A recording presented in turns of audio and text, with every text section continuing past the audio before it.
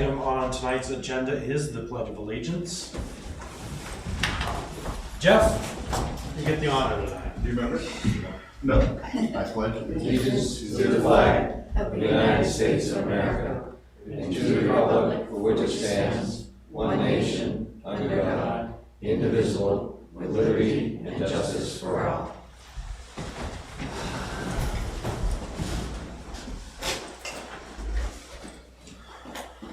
Thank you.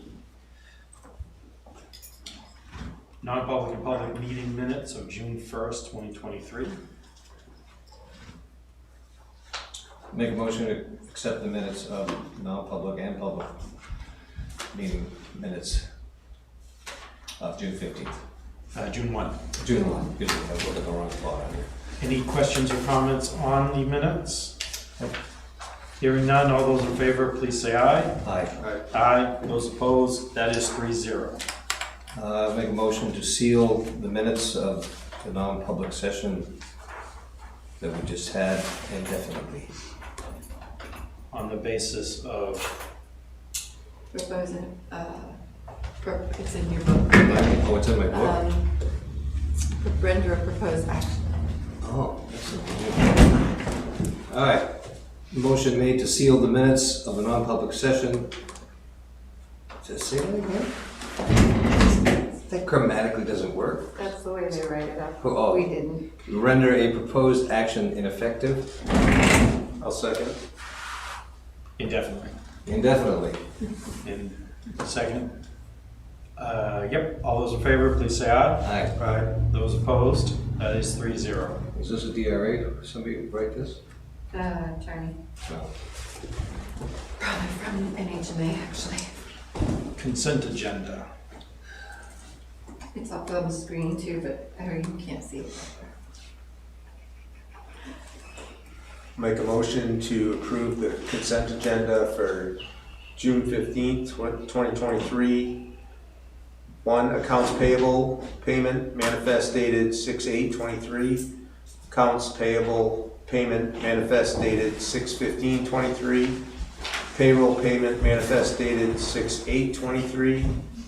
Denial of abatement application for map lot number 115-034. Distribution of funds from the sewer capital reserve in the amount of $1,173.29. 5-year review and approval of credit or exemption for map lot number 216-068. Veterans credit $500.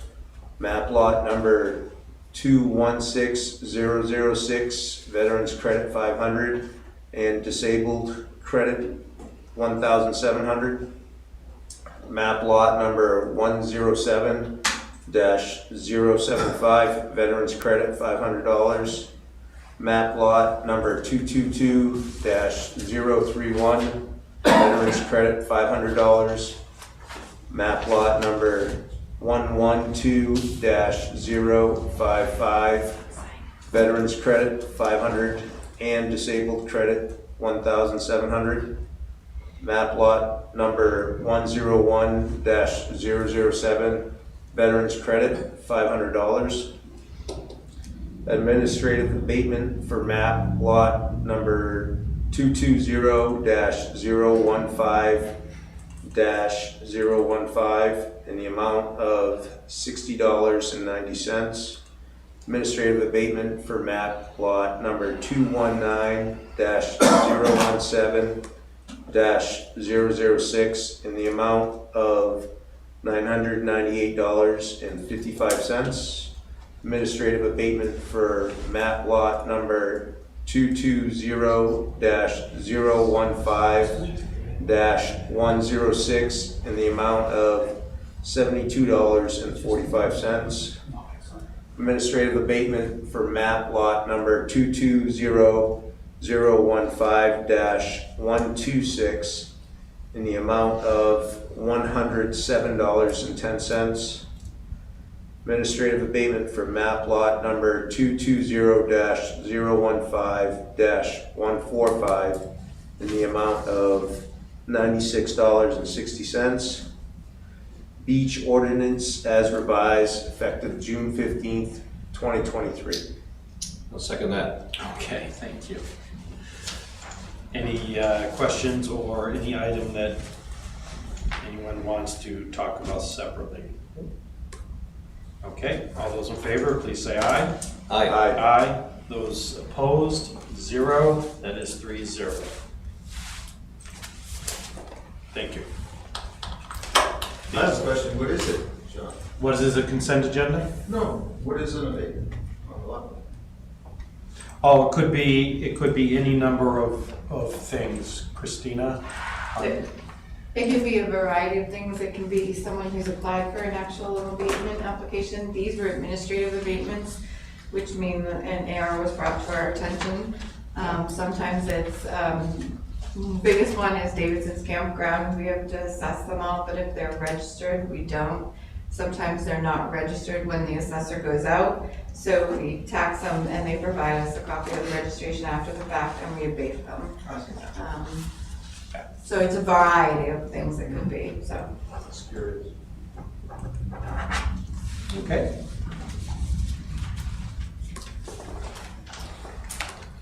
Is Chris still here? I think he misunderstood. Oh, okay. Graduation. Did he take off? Yeah, I think he may have taken off Okay. because it's graduation, Yep. but, so we can wait to do the purchase order. Yep. All right, we have the Energy Committee. Talk about projects. Let me first introduce myself. Most of you know me, Paul Bemis. I'm the head of the Energy Committee. I have two of my Energy Committee members with me today. Buzz and Jeff are both here. Greg Wagner's a little busy this time of year, so Greg's not with us today. He's launching boats.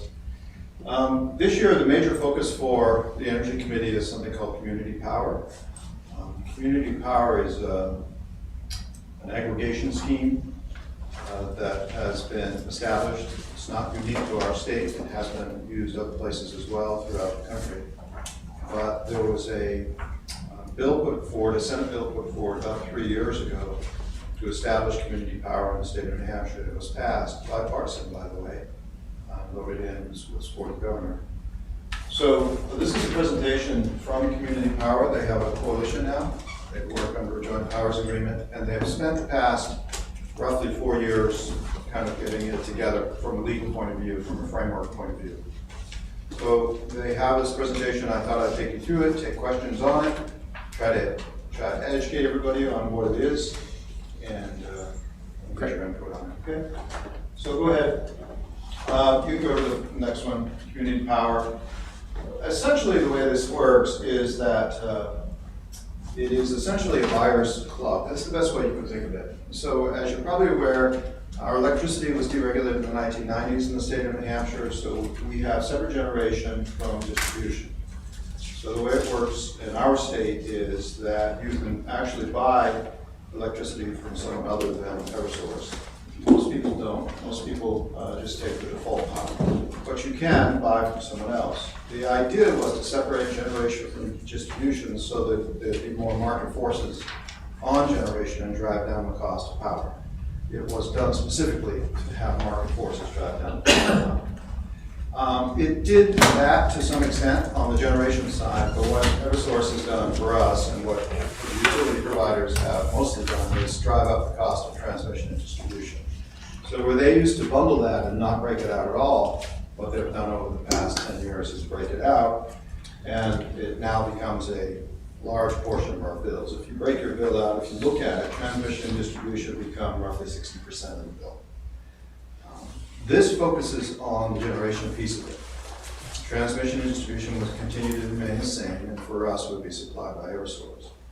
But on the generation side, the idea is to put together a coalition in the state of New Hampshire called Community Power that would negotiate for better terms on electricity and better services. So you can think of it as a buyer's club for electricity, and they actually negotiate with respect to their load. All of us have load in our homes. We have lights, we have cooling, we have heating. Those are the dominant sources of consumption of power is heating and cooling in homes and businesses, electric motors. And so we represent load. We represent consumption of electricity that can be used as a tool for negotiating, particularly if you aggregate it. So what they're doing is aggregating the load of various communities in the state and using it as a lever to negotiate for better power. And that's essentially what it is. It is a nonprofit, and on average, they're seeing reduction in cost of electricity of about 25–26%. So that's part of it. The other part of it is services. And in our state, again, we're in a monopoly. We buy from Eversource. We don't really have a choice. The state of New Hampshire is broken up into roughly 4 utility providers. The big 3 are Eversource, the New Hampshire Electric Cooperative, and Unitel. There's also Liberty. Liberty does provide the southern part of the state as well, so there's really 4. But Eversource and New Hampshire Electric Co-op have the most around us. Those are the ones that we're most familiar with. Eversource bought Public Service in New Hampshire about 10 years ago and has not spent a lot of time with our state doing much of anything. Where some of the others have gotten more creative, Eversource is perfectly happy just to not do much for us. They keep the power on, they do a pretty good job, but they don't offer us much in the way of services. This has the opportunity to change that by not only offering us lower cost generation, but also offering services. For example, time-varying rates. Time-varying rates is the concept of electricity is cheaper at night than it is during the day. So if you schedule your washing machine or your whatever you want to do, charge your car as to where we're going eventually, at night, you can charge it for a lot less than you could during the day. Now, the way it is today through Eversource to us is flat. It's just flat rate. So that means the average is higher. Where if you had time-varying rates, you could purchase much lower because you'd be using it at a time where electricity fundamentally is cheaper because there's less demand for it. Time-varying rates is an example of a service that community power would have the opportunity to provide for us. There are other things as well, battery storage being one of them. Battery storage is another idea where if you put a battery in your home, you could effectively charge the battery during the night when the rates are low and sell it during the day. This is something that, in fact, is a popular idea with people like the Department of Energy because it flattens out the load curve. The load curve in terms of energy consumption isn't flat. It tends to go up in the morning when we all make our breakfast and then goes down during the day and then goes back up at night when we go home and all cook dinner. They call it a duck curve because it looks a little bit like a duck, if you profile of a duck. That causes the power plants to have to go up and down. They have to go up to meet that demand in the morning and in the evening, and then they have to go back down during the day. Big power plants don't go up and down very well. So the idea of flattening that curve so you have uniform demand is something that both the suppliers and, of course, the grid is interested in having us all do. That's a service. There are utilities who provide that, not ours. Community power is an opportunity for the people in our town to take advantage of some of those services through it. So let's go ahead through their presentation. I've kind of summarized it. This is a copy of your bill, typical bill. You notice supply is 62 and delivery is 83. So on 114 you're looking at 60, so that's more than half. So you're paying a large proportion of it. It's not much for half, it'd be even for half, but it's still a high proportion of the total bill. So 145, we've got 60. That's a low ratio that I'm seeing on mine. I'm seeing mine be more like 60%. So that could be an old bill. Well, that's 2021. That's why. So it is. This is a copy of our bill, Paul? No, it's just a standard bill. It's a typical one. They're just trying to show transmission and distribution. So over here on the left is supply. So supply is 62. That's getting the power to you, and they charge you for every kilowatt. So every kilowatt that's delivered to your home, kilowatt hour that's delivered to your home for electricity, they put a tax on it for maintaining the power lines and making sure that they stay up and all and servicing them. But this ratio has gone higher and higher. Each year it goes higher. So, okay, go ahead. And this is how it's broken out. There are a number of, if you look at your electricity bill, it's getting kind of detailed. There's stranded recovery charges, this is some benefit charges, and this is residential, and there's no peak demand charges here. Peak demand charge is another one. Jeff runs the waste treatment facility, and we have demand charges down there, which are expensive. So if you peak, they'll take that peak number and multiply it times the entire time of the day. Is that how they do it, Jeff? They do it for the day? And then charge you that. I'm not exactly sure. It's quite high. Okay, so that's that page. Go ahead. So the way this would work is this is what is called an opt-out program. So the actual procedural process is that you establish a power community committee. That was actually already done. So the energy committee is the power committee. And then we write a plan, we bring it to the select board, you approve the plan, we communicate to the community what the plan is and how it's going to work, and then we go to town meeting and we vote on it in town meeting in March. And with a majority vote, we don't. The way that it actually works is you would actually get two bills, one from Eversource, who does the transmission and distribution. The other bill would come from Community Power. It is what is called an opt-out program. In other words, everybody in the community, this is a town-based structure, so everybody in the town would be in the program, but you have the choice to opt out of it. It's not mandatory, it's not a requirement that you be part of this. It is an opt-out program, however, and not an opt-in program. Okay, let me just see if I've got everything here. Yeah, everybody's automatically enrolled. Participation is voluntary. They can opt out. Eversource will continue to deliver electricity. Customer shopping with third-party suppliers will remain with their suppliers. So if you are already choosing to have a third-party supply you electricity, you would continue to do that. How many people use a third-party for electricity, just out of curiosity? We do. The town does. The town does. Still? Yeah, we're still constellation. That's all that, okay. Yeah. So that. Oh, sorry, just 1 second. Do you think we can? Could skip me one. He's got a little extra time, but we can right now if you have a minute. Yeah. So if you're okay, we just have to do a purchase order real quick for the Sure, police sure. chief because he has to leave.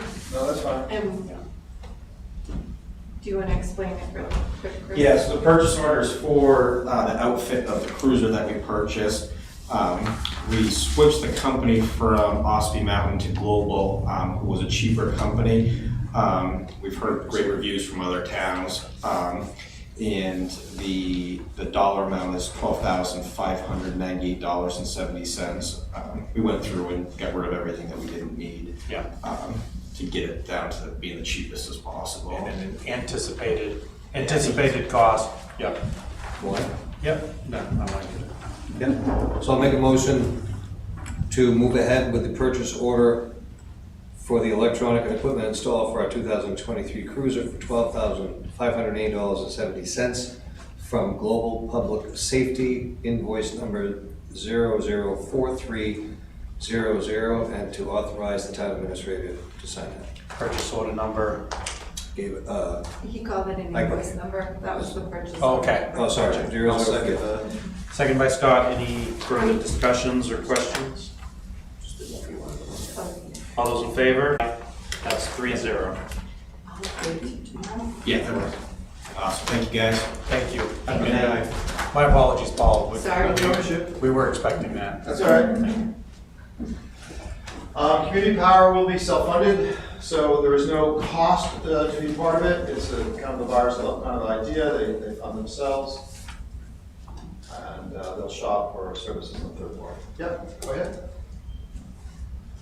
Customers will be notified through email and paper, predominantly paper, that this is coming. So there's quite a bit of communication that occurs as a result of this.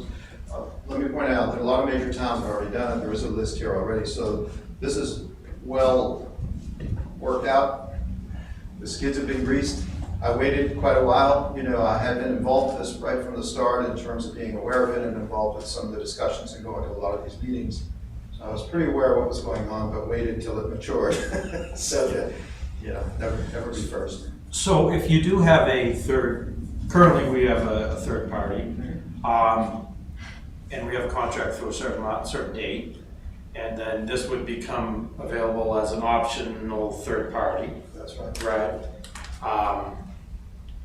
But you might still have a commitment to your original, but when that's up, you Exactly. could look at that as ideally that would be a cheaper price. That's correct. Right. Yeah. It should be competitive. It should be competitive at least. Right. And quite likely cheaper. Okay. Go ahead. So 30 days before you do mail notification, this is some of the process. You can opt out if they're already getting, oh, I think we already did that one. Did you go the wrong way? No. No? Okay. Yeah, you'll know the fixed rate 30 days in advance, be able to switch your supplier, so there's the answer to your question. There's no penalty. Okay, yep. Okay, go ahead. Some of the services they offer are a percentage of clean energy, renewable energy. So as supplier, you'll be able to choose, let's say, your basic granite rate, which is 15.8 cents. But if you want to have a higher percentage of renewable in your electricity supply, you can choose that. So right out of the gate, they're offering services that we can't get other places. So say you're not price sensitive and you're really interested in green energy, you can go clean 100, pay a little bit higher premium, and you'll notice that Eversource default rate is 20 cents. So all of them are below the Eversource default rate. Is biomass included in the clean? I don't know. I don't know. It's a good question. It should be. Should be. It should be. Hydro is, so I would think it would be, but I'd have to check.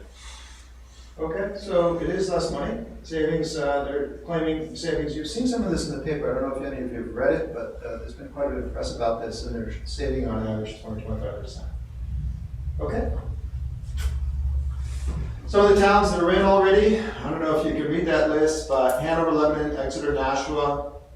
You've got the big towns, Walpole, they came in first. One of the key architects of this is a fellow named Cliff Belo. Cliff was a legislator, he was part of public service, he was on the PUC, and he's a bright guy, and he did a lot of this work. He wrote the original bill, SB 213, he was the one who wrote that, got it passed, and has been a major architect. Who was that again, sorry? His name is Cliff Belo, Okay. and he's out of West Lebanon, Sharp County. So some of the other towns, now you don't see a lot of smaller towns there, but you're beginning to see some. I see a few, Webster, That's right, in London. yes. Lyme. Hancock is a smaller town, Wilmont is a smaller town, Sugar Hill. It's the opportunity for the smaller towns to have a little more leverage, if you know what I mean, with respect to the energy market, because they're teaming with bigger towns. And so again, the aggregation. Even Rollinsford. And that's probably not Keene current. just signed one Yeah. too, but they're bigger. Yep, okay. Board of Directors is a well-structured organization. Cliff is he's Lebanon, I guess. Did I say West Lebanon? I know they're different. So he's Lebanon Assistant Mayor. And some of the other people here, I know some of them, I don't know all of them, but they have a good board. Next slide. And they have a new chief executive, Brian Kalman. Brian has been in the energy business. He was with New Hampshire Electric Co-op. I don't know him, but he was local to us. Go ahead. These are some of the people they're working with. Just different contractors they're working with to deliver services. Go ahead. And they've done a pretty good job streamlining it. I mean, they've got all of the work done for us. I've been working with Henry Herndon on this for quite some time. Henry was part of Clean Energy New Hampshire. He just gave us access to a folder with a tremendous amount of documents in it that we can then adapt for use here in our town to educate and to also put forward a plan to you. So this will be a multi-step process. Our thought is to come back and review it with you, talk about the plan with you, make sure you're all comfortable with it Yeah. before March. So you say it's an opt-out, so we agree to implement this. We've already got a contract with someone else, but I forget to send in the thing that says we're gonna opt out. Then you're in. It changes to that, right? But because you already have a third-party supplier, it may not I'll have to find out. I'm not gonna know the answer to all these things. Yeah. But it may be that you have to take an extra step in order to let your existing supplier know, Yeah. possibly. So this is mostly for people who are in default.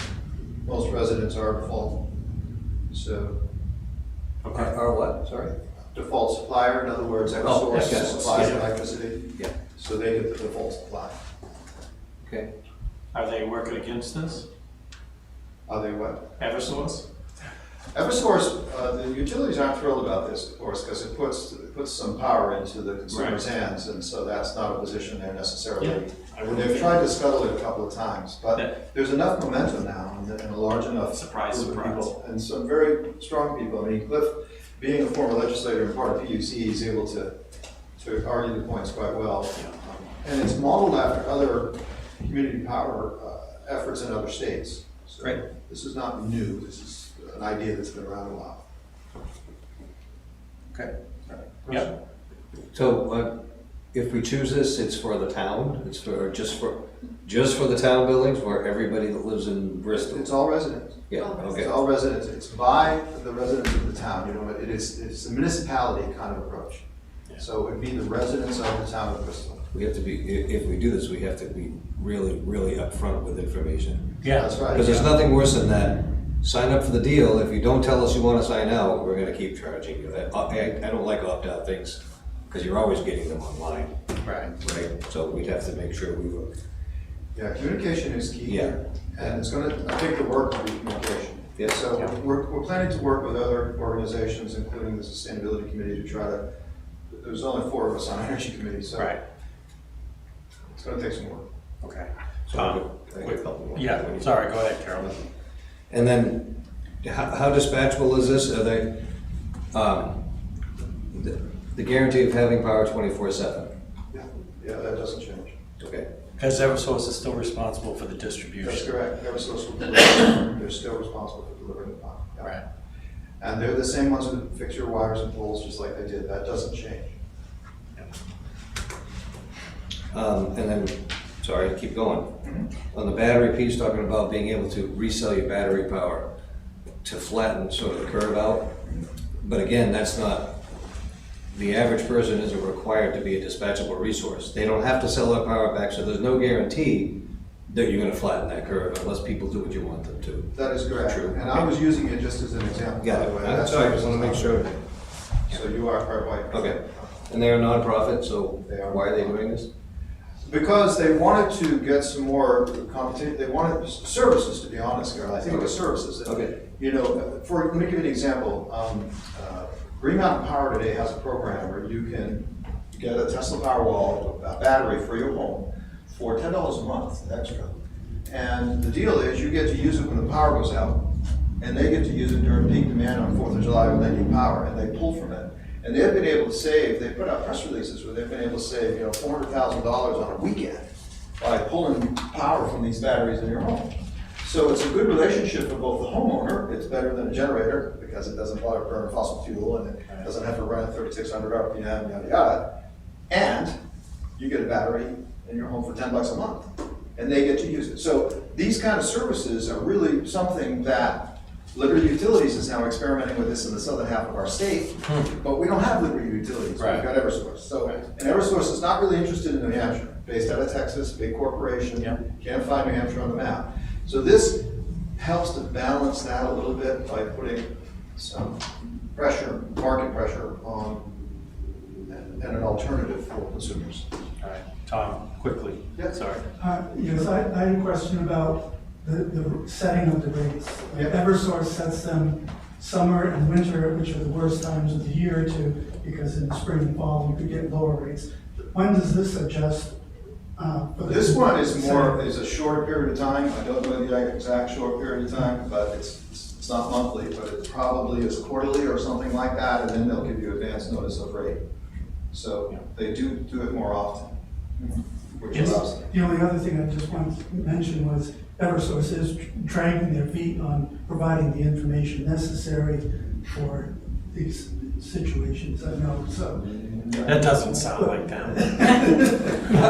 But I think this one is a big enough group that it's. It is a big enough group now, and they've been able to push back on Eversource in particular. But Eversource wasn't alone. I think the other utilities were trying to change the language last year. Is there a list of services online that we know we will certainly, definitely be getting, like the batteries? Is that a definite if this goes through? So be careful. The batteries was an example that I came up with. Okay, I love that. I love that. That's why. It is a good one. But that's not what It's they're not offering. right now. Right now, it's rates and Okay. percentage of renewable Okay. will definitely be in. Those two will be in. You'll have a choice of supplier and a proportion of renewable. Other services are planned, but they are not yet. All right, yep. So according to ISO New England, right now, the New England supply is 7% renewables. Yes. 9% nuclear, 15% hydro. So I don't know what their numbers, like you asked, what it encompasses, but how the heck are they gonna get to 100% renewable content delivered here? Just for the future, for a question for you to think about. Well, They negotiate with renewable generators exclusively. There are such things in the country, and they actually, I was chairman of the Environmental Commission in New Jersey. We called it energy aggregation. We Okay. went through this process, so I know a fair amount about it. But there are various generator suppliers out there, and they're all different sizes.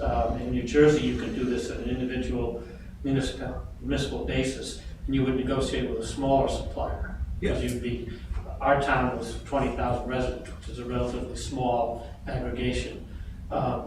But if you join, in New Jersey, they have regional cooperatives, and 10 to 12 towns, they would negotiate with larger generators, and those generators have through contract, have renewable sources. Okay. And they just, the contract says if you need X amount of power, you give it to us and we take it. And there's plenty of renewables out there. Okay.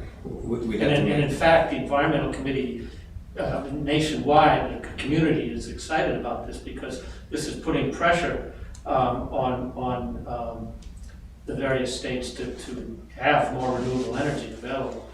New Jersey has a state mandate by statute. When I left New Jersey, it was 21%. I believe it's up now to 23%. It goes up every year gets close to 100% by 2050. And there's other states doing the same thing. New Hampshire, I guess, is 3% or something like that. We're in the bottom of the barrel. But So then we would, if we do this, again, hate to use the same terms again, but if we're gonna have, for those that choose 50% or 100% renewable, up here in this territory, it has to be dispatchable. It has to be, you need it when you need it in the winter, because some renewables are not as dispatchable as your power plants are. You can't just provide as much as you need when you want if the wind isn't blowing or whatever the source may be. So if we go this way, we have to make sure that the residents aren't going to get shorted when they need electricity. they will, Carol, the electrons don't care. In other words, the electricity will be there. It's really a contractual kind of arrangement. That's what it is. So what's happening is community power. You're not getting it's not chain of custody. You're not getting the electricity that was generated. You're not getting from the wind electrons farm. generated by the windmill. You're getting an amount that equals Thank you. something that was generated elsewhere. It becomes accounting in a sense. But the Buzz is right. It does apply a little pressure. Let's say, for example, in the state of New Hampshire, we implement this and there's a high percentage of people choosing the renewable, right? That's going to incent local renewable generators to try to put up solar arrays so that they can sell that electricity to community power. So it does have market force that comes as a result of it. But it is largely contractual, Carol, to be. Got it, thank you. it's probably coming from I worked for in the investment side of Metropolitan Life, and in the last 10 years I did nothing but utility scale renewable projects. And the electricity for this is probably coming from the Midwest and Western states. Everything except Texas, because they They're not can't connected. put the electrons outside of their state. There's wind farms and solar farms all over the western United States. It would be nice to see the renewable energy that's already in the state actually have to.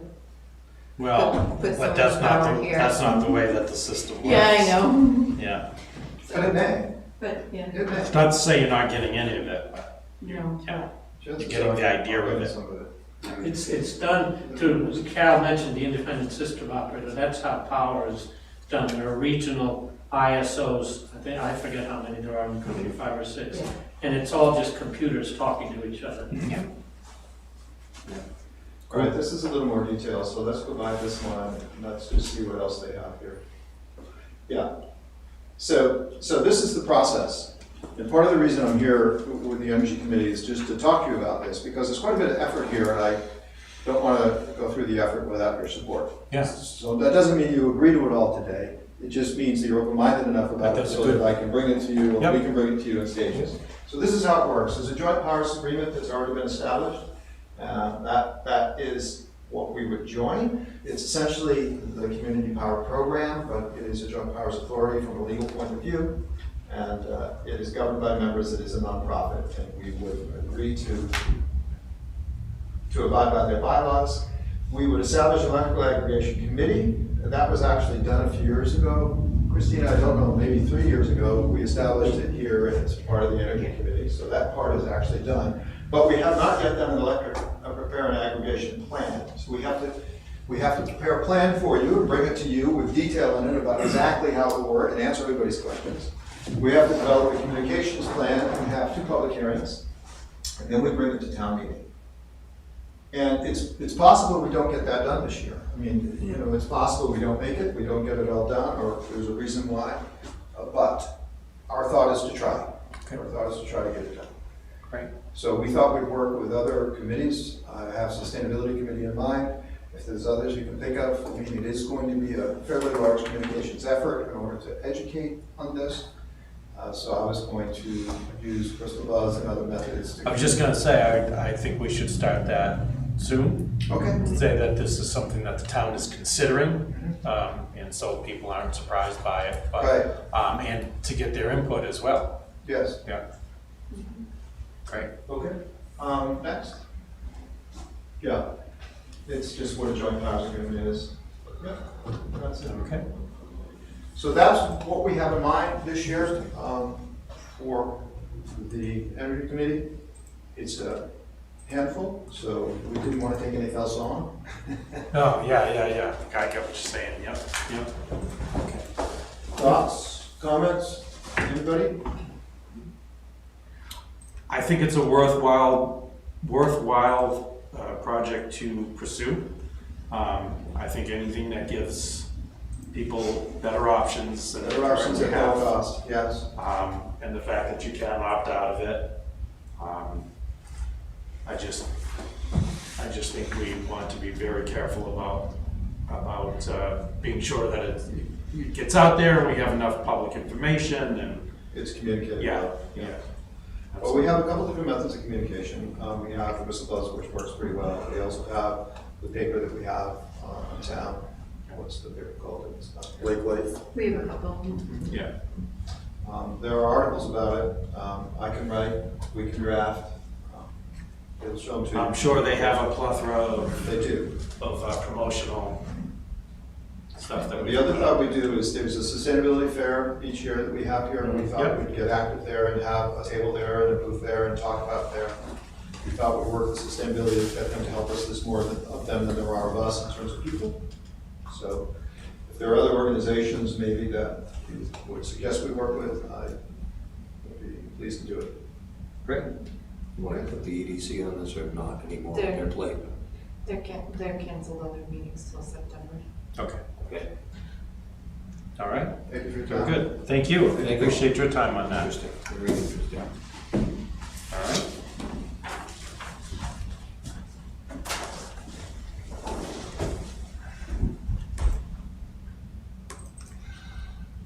Water and sewer. Jeff, come on up. This is for Keith. Uh, No, we're sorry. What do you want to do first, Baton Rouge? Yes. Okay. We put Baton Rouge on first, but, so you just have to tell me what you want to share on the screen, but. Do you want Anthony to get up first and So, voice his concern, or? there's a, Mr. Maggio is here, Anthony Maggio. Right. Is here to, he is, I put those in your packets, there's some Yep. additional information that also that came in late this afternoon, but, Okay. there's been a concern about water pressure on Sure. Baton Road. In your packet, there's an email from Mr. Maggio that tells what he's been getting for pressures. Yep. Saw that. And I've worked with Jeff and we've let him know what the options are, but he's come here to talk to you about what he would like the board to give him for options. Yes, sir. instead. Perfect, thanks, can I step Yeah, up? please, that would be great.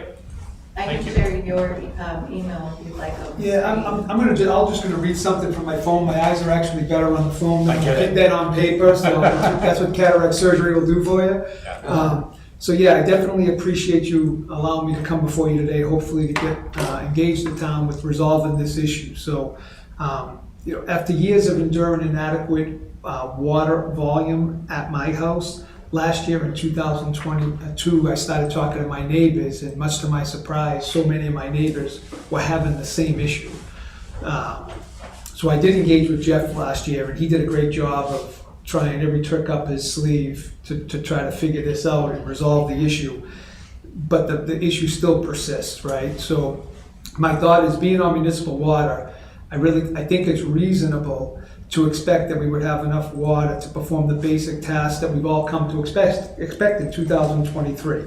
And on Baton Road, that's way far from the case. So things like washing your hands after going to the bathroom, you can't do it if someone else is using water in the home. Washing dishes and showering at the same time can't be done. Flushing the toilet when someone else is showering, you can't do that.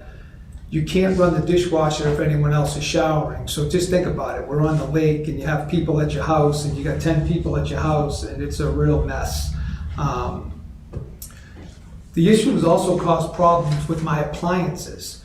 So my dishwasher and my refrigerator, I'm on my second dishwasher in the last 2 years and second refrigerator.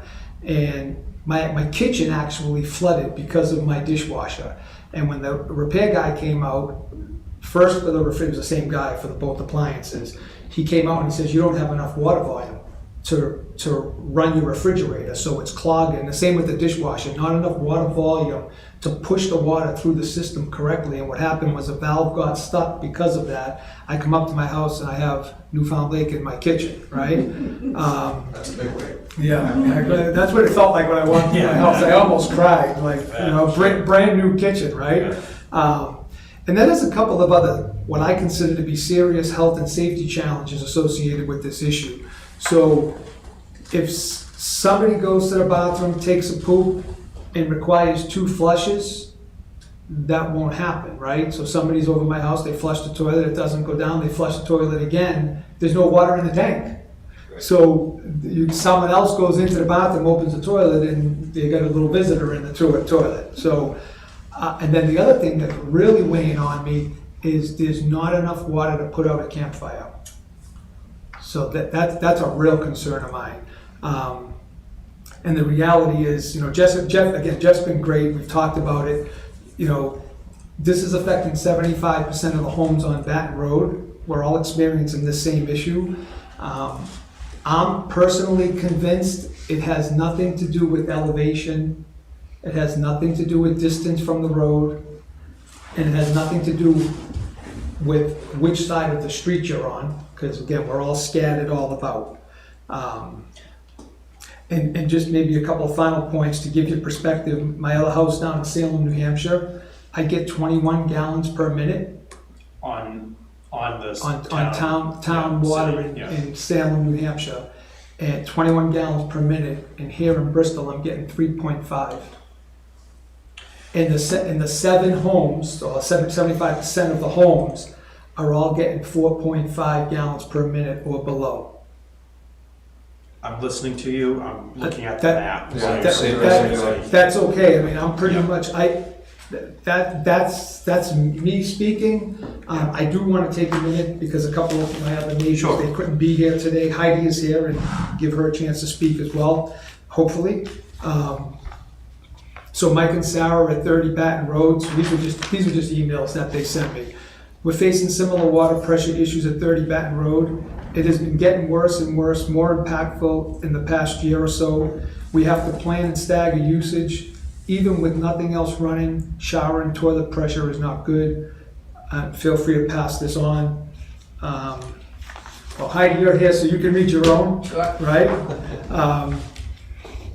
Jay Scott Binsky from 151 Baton Road. I feel exactly the same way, and I've called the water department over the years to discuss this. I have a bathroom on my second floor. The shower is useless when we are using any water on the first floor. Even the toilet takes longer than it should to refill, not able to double flush if necessary. Replace my dishwasher again because the pressure doesn't allow for cleaning properly. Plumber has been out a few times over the past few years and said all of these issues are caused by lack of water pressure. I can't be at the meeting, but would appreciate you reading my note in my absence if you could. Do you know if the meeting is streaming? Blah, blah, blah. Dave Mazar, 55 Baton Road. Couple of things related to the water pressure. It's gotten worse over the past year. If the washing machine is running, you only get a trickle of water out of the fridge water system. If you happen to be in the shower and the dishwasher turns on or the washing machine starts to fill or someone flushes the toilet, you're stuck with almost no water coming out. You're literally left standing in the shower waiting for the other appliances to finish before you can rinse off. Absolutely ridiculous. Water pressure is so low the dishes barely get clean, even with the new dishwasher. So I'm just kind of pleading with you guys for help on this. You know, it's not an isolated issue. It's not it's not. I don't think it's my problem. I think it's a street problem, and I have some thoughts on what it could be, but I'm so far off of that expertise. We're gonna leave this to you folks and to Jeff. Thank you for coming in and talking to us about it. Definitely is concerning. I do have a couple of questions maybe for you and or Jeff. Sure. Jeff, what is the average, and I'm sorry, did you want to? Yeah, I think Anthony. Do you want me to read yours? Sure. Yeah, that would be great. I might as well. I have it here. So again, Heidi Jeffrey, 46 Baton Road. The biggest challenge we face is having to plan our water usage. Don't start laundry or dishwasher if someone needs to take a shower. Stagger showers across 2 bathrooms so one person doesn't impact the pressure of the other. This seems to be ridiculous to me. Our home is only 3 years old and we have all new energy efficient appliances and plumbing. Okay, thank you. Jeff, what's a normal flow rate around town? I would think right around 6, 8, something like that. I'm not sure. I never actually measured it. Yeah. Most homes have 3/4 inch lines. And the pressure, the operating pressure of it, actually that's shown right there. I think it's right around 50 pounds. Is that what we saw at your place? And the volume, I don't remember. I'm was sorry. only like 3 gallons a minute. 3.5. 3.5. We did pressure tests, we did flow tests. We actually ran a 1-inch line overground from the fire hydrant over to his house. It did pick up about 3 gallons a minute, so that would put you up 6 gallons. I don't think it picked up that much, did it? We had a work order I sent up. That's what- neither here nor there. Yeah. I got it. So it did improve with the increase in the line size, because I think his run's around 240. So there's a lot of friction loss in a 3/4 inch line running that far. I don't think we ran any tests of what your place is, the height of the land. And I believe they have a 1-inch line, but the elevation, I think they are the highest house, so they may have some concerns there as well. But we do have 50 pounds at the street, if not 55, I think. The state requires us 30 pounds at the street. Yeah. So you have pressure, but not volume. Right. Yeah, that's kind of what I think it is. You know, you and I talked about this. I stopped using the word pressure after you and I It's only one talked, because I parameter, don't you got think, volume too, right? yeah.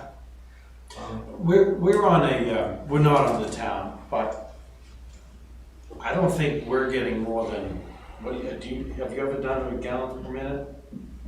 I want to say we're like 4, maybe 4, but we have a pressure tank as well, Yeah. so. But Yeah, max I live pressure's in the 50. neighborhood, I'm at Camelot Right. Acres, and so are you guys, I don't think we have any. I don't know.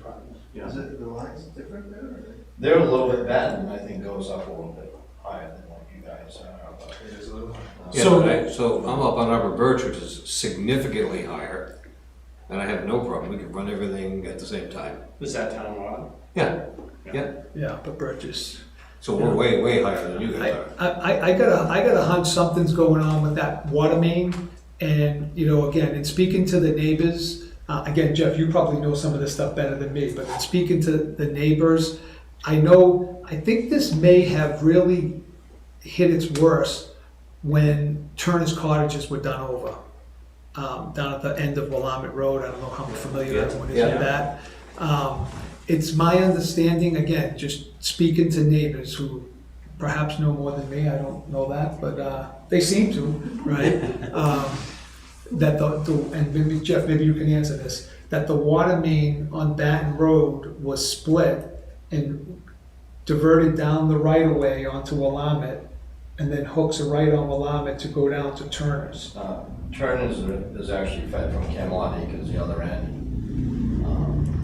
So They're isolated, yeah, but that's not a loop system, they're on their own. so Turner's is on their own. So at what point was that, the water main on Baton to, again, if this is true, diverted to go down the right of way? Because I know at one point, there was no town water all the way to the end of Baton Road. It stopped, like John Tardif didn't have town water. I would say a couple of years after Baton Road was put in, Willamette Road started to get extended, and they actually connected and looped back into West Shore Road to improve volume of water. So I just asked Christine if to put up the pipe layout Yeah. for the water, so we can see it on the map. But continue. I do have one more question. No, Go ahead, once Carol. I get to here, I can usually get back Jeff, there. you said something about a long run for 3/4 line just a minute ago, or did I misunderstand you? Yeah, and I'm not sure what the friction loss would be on a 3/4 inch line running 250 feet, but I think it's a long run. Why is it so far? Because the houses are set back? Yeah, just set back from the Okay. street. by the way, so. Isn't 3/4 a little unusual, isn't it usually? It's common in Bristol to Yeah. have just a 3/4 inch line. My only concern about that, so I've kind of gone around in my head with this so much, my only concern, out of the 75% of the houses, we're all not 250, we're all not 250 from the road. Yeah. There's some of them that are, I don't know, right off the road, I don't know, Jeff, what are they, like Dave Mazar and Jay Skabinski. They're like right off the road, Yeah. like, I don't know if it's. And that's the first I've heard, those emails, though. Yeah. So that does, maybe I can revisit the neighborhood. Yeah, I mean, I'm just looking for help on this, I think can we all agree that that's really not it's not really good? But it needs to be fixed. How's It's a that? line restriction. Perfect. I love that answer. I mean, that's not. Yeah, it's definitely a problem. I can't zoom in much more. Where do you want? So the blue lines are the water mains. Yeah, I can zoom in specific spots, but. So it goes down Baton Road. Where is Baton Road? yeah, right where your That mouse horseshoe. is, that's bad. Oh, I see. Yep, So Turner's comes in off the lower Yep. end. of So there's a union right there, because this elevation right here, Galahad, I live in this neighborhood, this elevation is the same. And I've never heard anyone complaining about water volume in these. It shouldn't be elevation here. It seems really isolated, So it seems really It makes you isolated. wonder if it's something in the pipe, Right, restriction in the pipe. Yeah. A 2x4 maybe? What? If it's only 3/4, it's not gonna take much to. You have to get You can, there's three hydrants on that road, we can do some flow testing of the main, so. Does the hydrant have its own feed system? It's all part of domestic water supply. Okay. Yeah, no, it's definitely a problem, definitely something that we need to try to track down, for sure. We will work with, Jeff to make sure that, we get some answers and then see what the next steps are. I can't tell you that you'll have great water pressure by the end of the summer, but. We're not in a race. Right. We just like it fixed. Right, You know? yeah, absolutely, Yeah. yeah. I think we all agree that it is a concern. I mean, you're paying for a service that you're not getting. Right. In the meantime, we recommend you only invite company. Cut that out. We'll stagger it by hour, not by weekend. How's that? Right. So, That's great. Well, but in fairness, they're paying higher taxes because they have a property that has beach rights, I'm sure, so you want to be able to have guests who use that, so, in fairness. yeah. Very refreshing. I'll just say thank you in advance, just kind of nerve wracking to do this. Sometimes it grinds slow, but Yeah. it usually grinds in the right direction. Right, and again, Jeff's been great. I mean, again, last year, it's like trudging through the woods with the hose, but that's why I wanted to come today, because I think it's just like, this is bigger, I think, I understand. And again, appreciate your input as well. And thank you for coming. Excellent. Thank you. Sorry about that, Yeah. what's happening. I guess we'll go. Thank you, everybody. Perfect, thanks. That is a concern, for sure. Jeff, have you done comparables in the surrounding neighborhood? I have, yeah, been racking my brain trying to figure out what's going on with this, because the biggest thing to me, it seems like the run, they got the pressure, it had the volume that we expected with that run, and it doubled when we put a 1-inch line, so that would help his case a little bit, but now I'm hearing these other neighbors are concerned with theirs, and that does surprise me. Some of them, Skavinsky's a lot lower in a shorter run. So. Right. So maybe there's some right off the main. Yeah, I think that the thing that we could go out and do right off is do some hydrant flow testing and seeing what we're getting from volume. And see where you're losing it, Yeah. right? Yeah, okay. Thank you. All right. Underwood Engineers project update? Do you want to start with Keith? Yeah. You could jump in. I'm here, hi guys. Hello, how are you? Great, great. And I got Steve Smith, the project manager, with me as well. Great, good evening. Jeff, Christina, did you have anything you wanted to start with, or should we jump in? Oh, I figured I'd have you jump in and then we can jump in as we go, correct?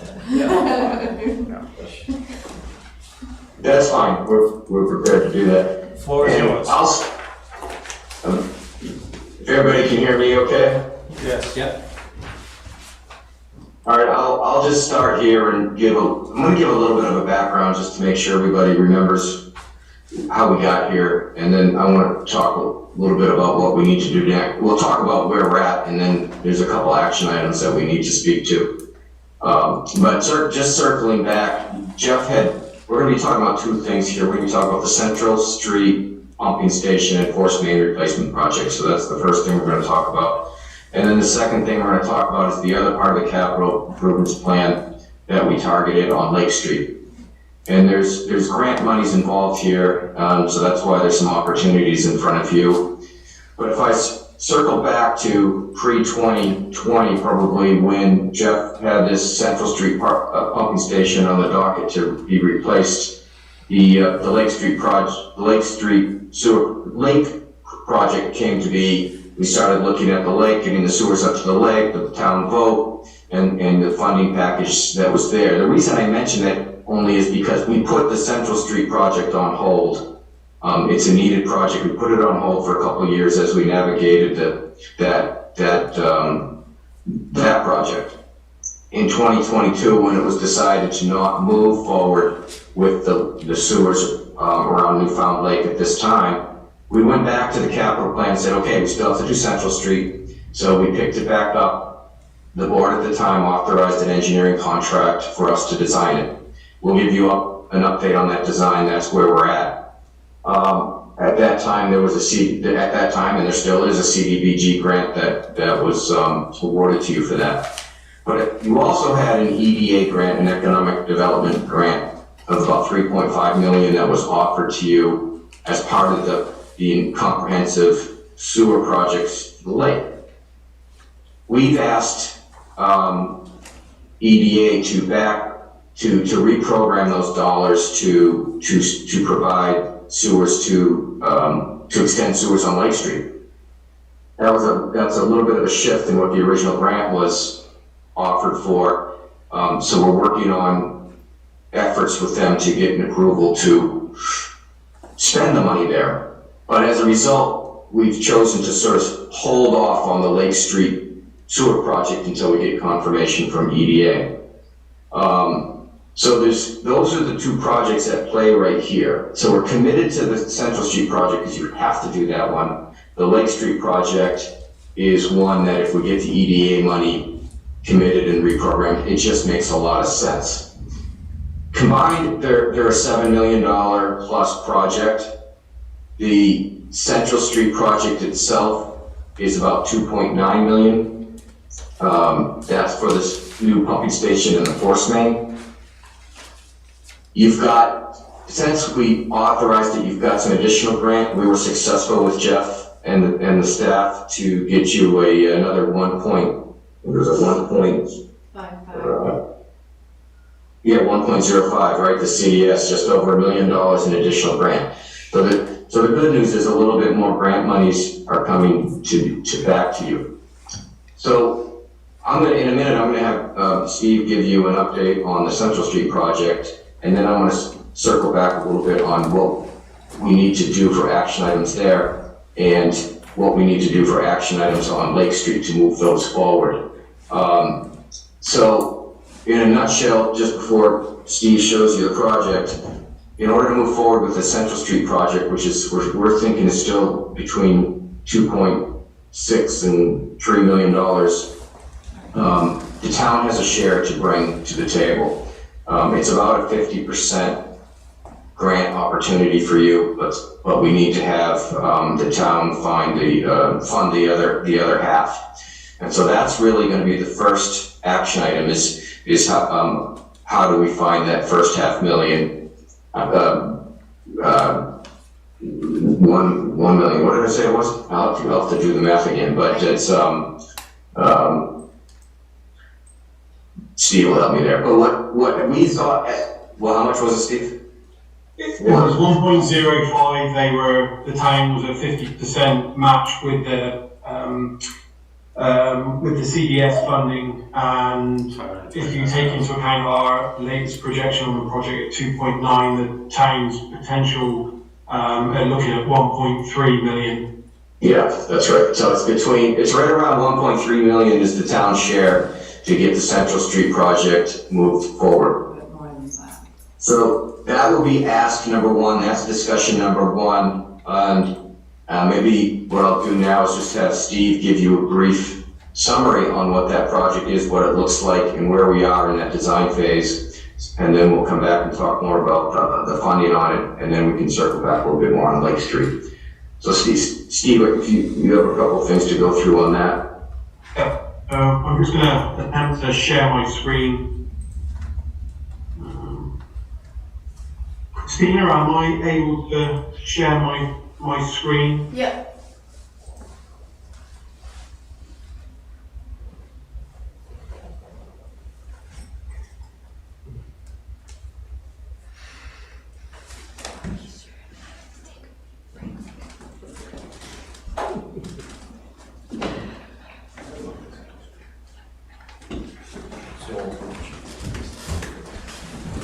Gonna have that bridge in Bristol.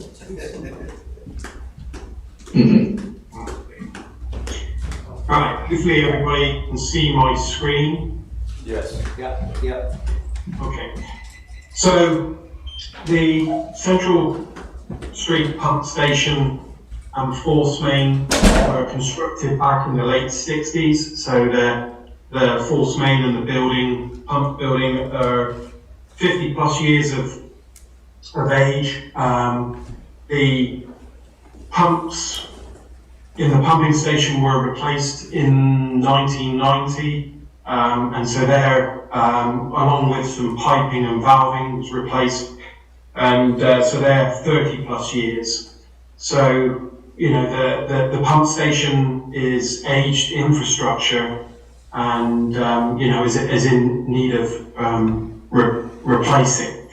The pump station itself, just so everybody knows, it's located on Central Street. It's about a 5-10 minute walk from the town offices, and where the 56 is, this is the pump station building here.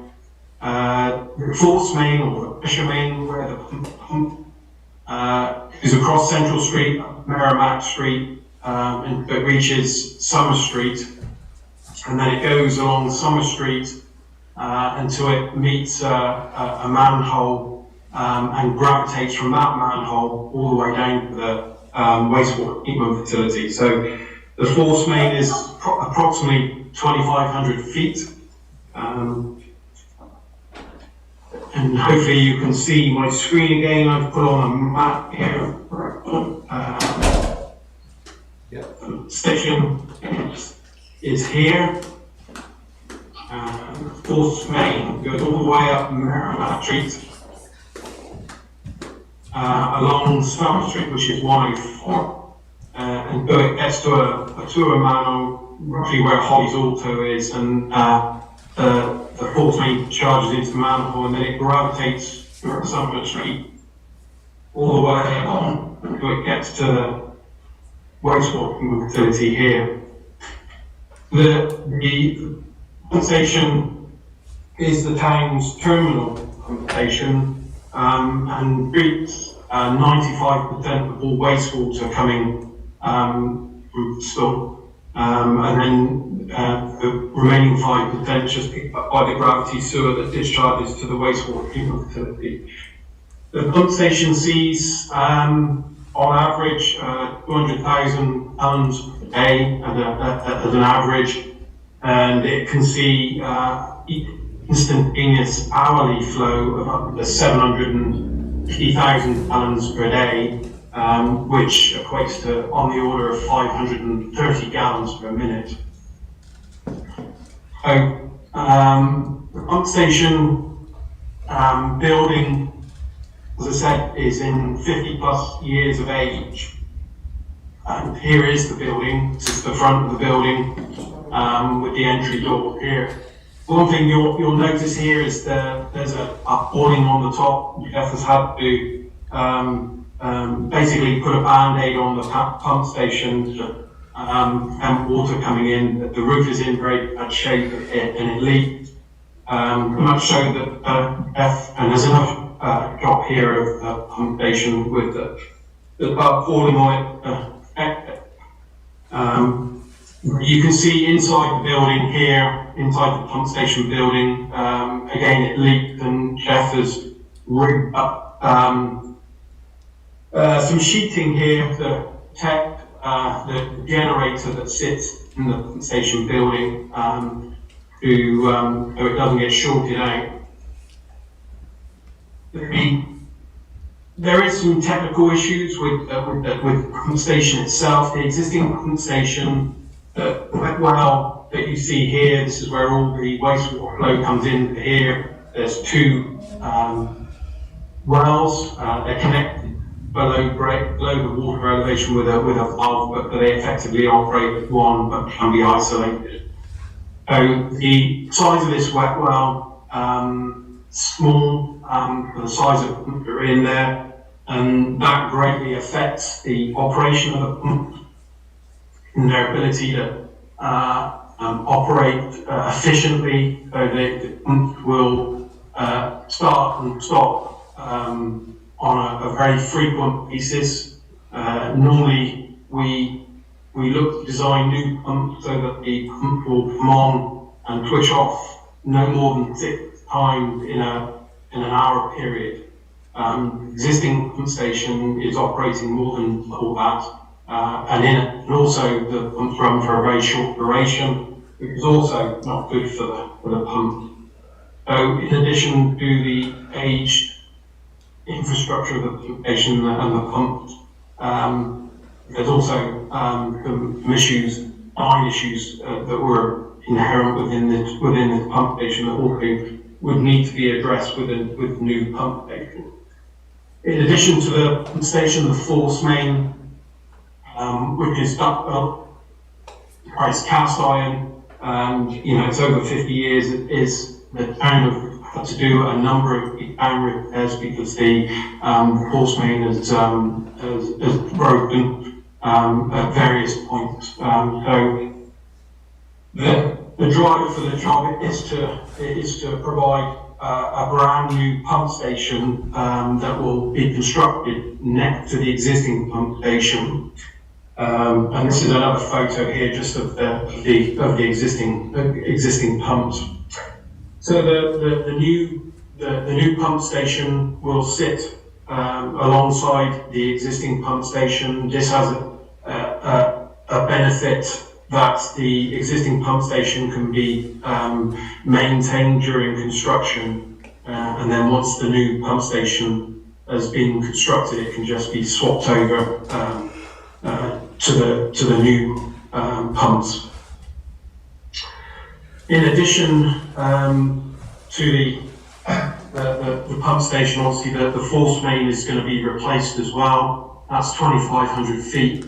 We're looking at replacing that with a non-metal material. It's going to be HDPE. That provides a better life expectancy due to its non-corrosive properties.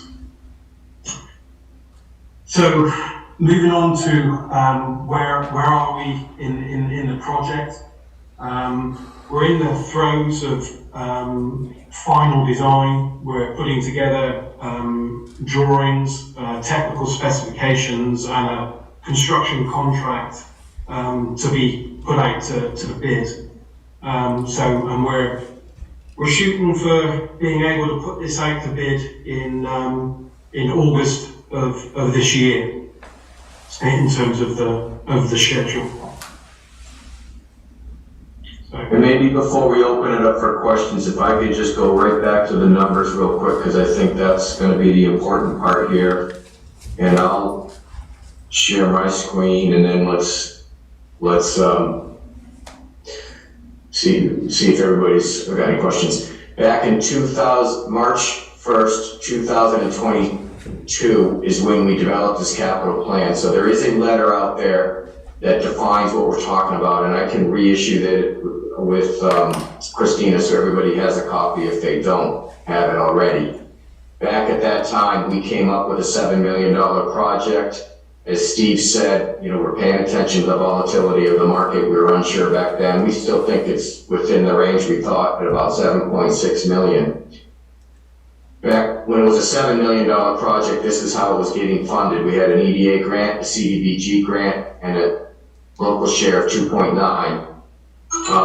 Since then, we've got more grant. We just talked about that. So even though the cost went up, we're looking at a $2.5 million local share to get these projects completed.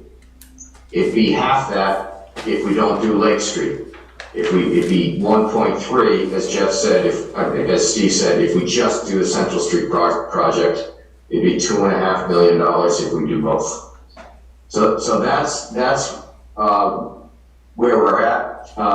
The ask again, there's two of them. One, how we need to work out how to get the town's share for the Central Street project, and two, is the town committed to advancing the Lake Street sewer extension as well. So maybe with that, we'll stop and see what we have for questions, and make sure Christine and Jeff, we covered anything. Unless, please add if we missed anything you wanted to pick up on. So, in light of all of this information, we did ask some numbers be drawn up and figure out where we could go. I talked to the town's attorney, one, to make sure we still had the bonding or loan authority. Right. We do. Okay. Based off of the warrant article from 2019. So that's a go. We can't bond right now. We've missed the bond bank. we could bond starting in January, but I don't know how that affects things as the project starts. We could go to the bond bank, but we wouldn't get money until July, is what Bob told me if we waited for the bond bank. He drew up some numbers for a loan. This is his estimate. The bank hasn't gotten back to him as of today. We hadn't had a response from the bank if we could take a loan. We did a 1.5 million in case you don't do the Lake Street project, and we did a 2.5 million if we do both projects together. Did you have anything else to add for that part? Oh, the conversation would also have to, so when this project first started, obviously it was a $20 million project. That's been scaled back to the 7.6 million. Right. At the time, when the project first started, it was only a $400,000. Most of it was coming from users. It was $400,000 coming from the town. In March of 2022, that changed. For these two projects, it became, there's not as many existing users, correct me if I say something wrong, Jeff, but there's not as many existing users that would come onto the Lake Street extension, so the thought would be that the town would carry more. Right. And the burden changed to a 50-50 split. Yep. So it would be we looked at 20-year loans for both those prices and estimates on what the tax rate, because the tax rate would change. We would pay half and water and sewer would pay the other half of the loan. And we have authorization through town meeting votes to. We do, yeah. To say to the bank, we'd like this loan. Yeah. Yeah. And I didn't, this came in late, it's not in your computers, but. And those numbers have been discussed in the CIP and, right? No, these have not. Not those, but the general in. The general project is not part of, water sewer technically is not part of your CIP, your capital improvements plan right. with. Right, yeah, I got it. What's going on? That's the third one. Yeah. So, I just came back from the other room, maybe that's why. So it's not part of, we did talk to the CIP group because we felt that they should be mentioned in your capital improvements plan, and it is in the narrative. Yeah. So they do touch base on that and what needs to be done in the narrative for the CIP. It's not included in the actual calculations for the CIP though. Right. So, Jeff, do you have something to add? No, I did, played around a little bit with the numbers after I got them from I do have yours up there. so basically, I think, was it a 17 cents per thousand or something like that? It's Well, in on the March, smaller number, and the water department paid the other half of that.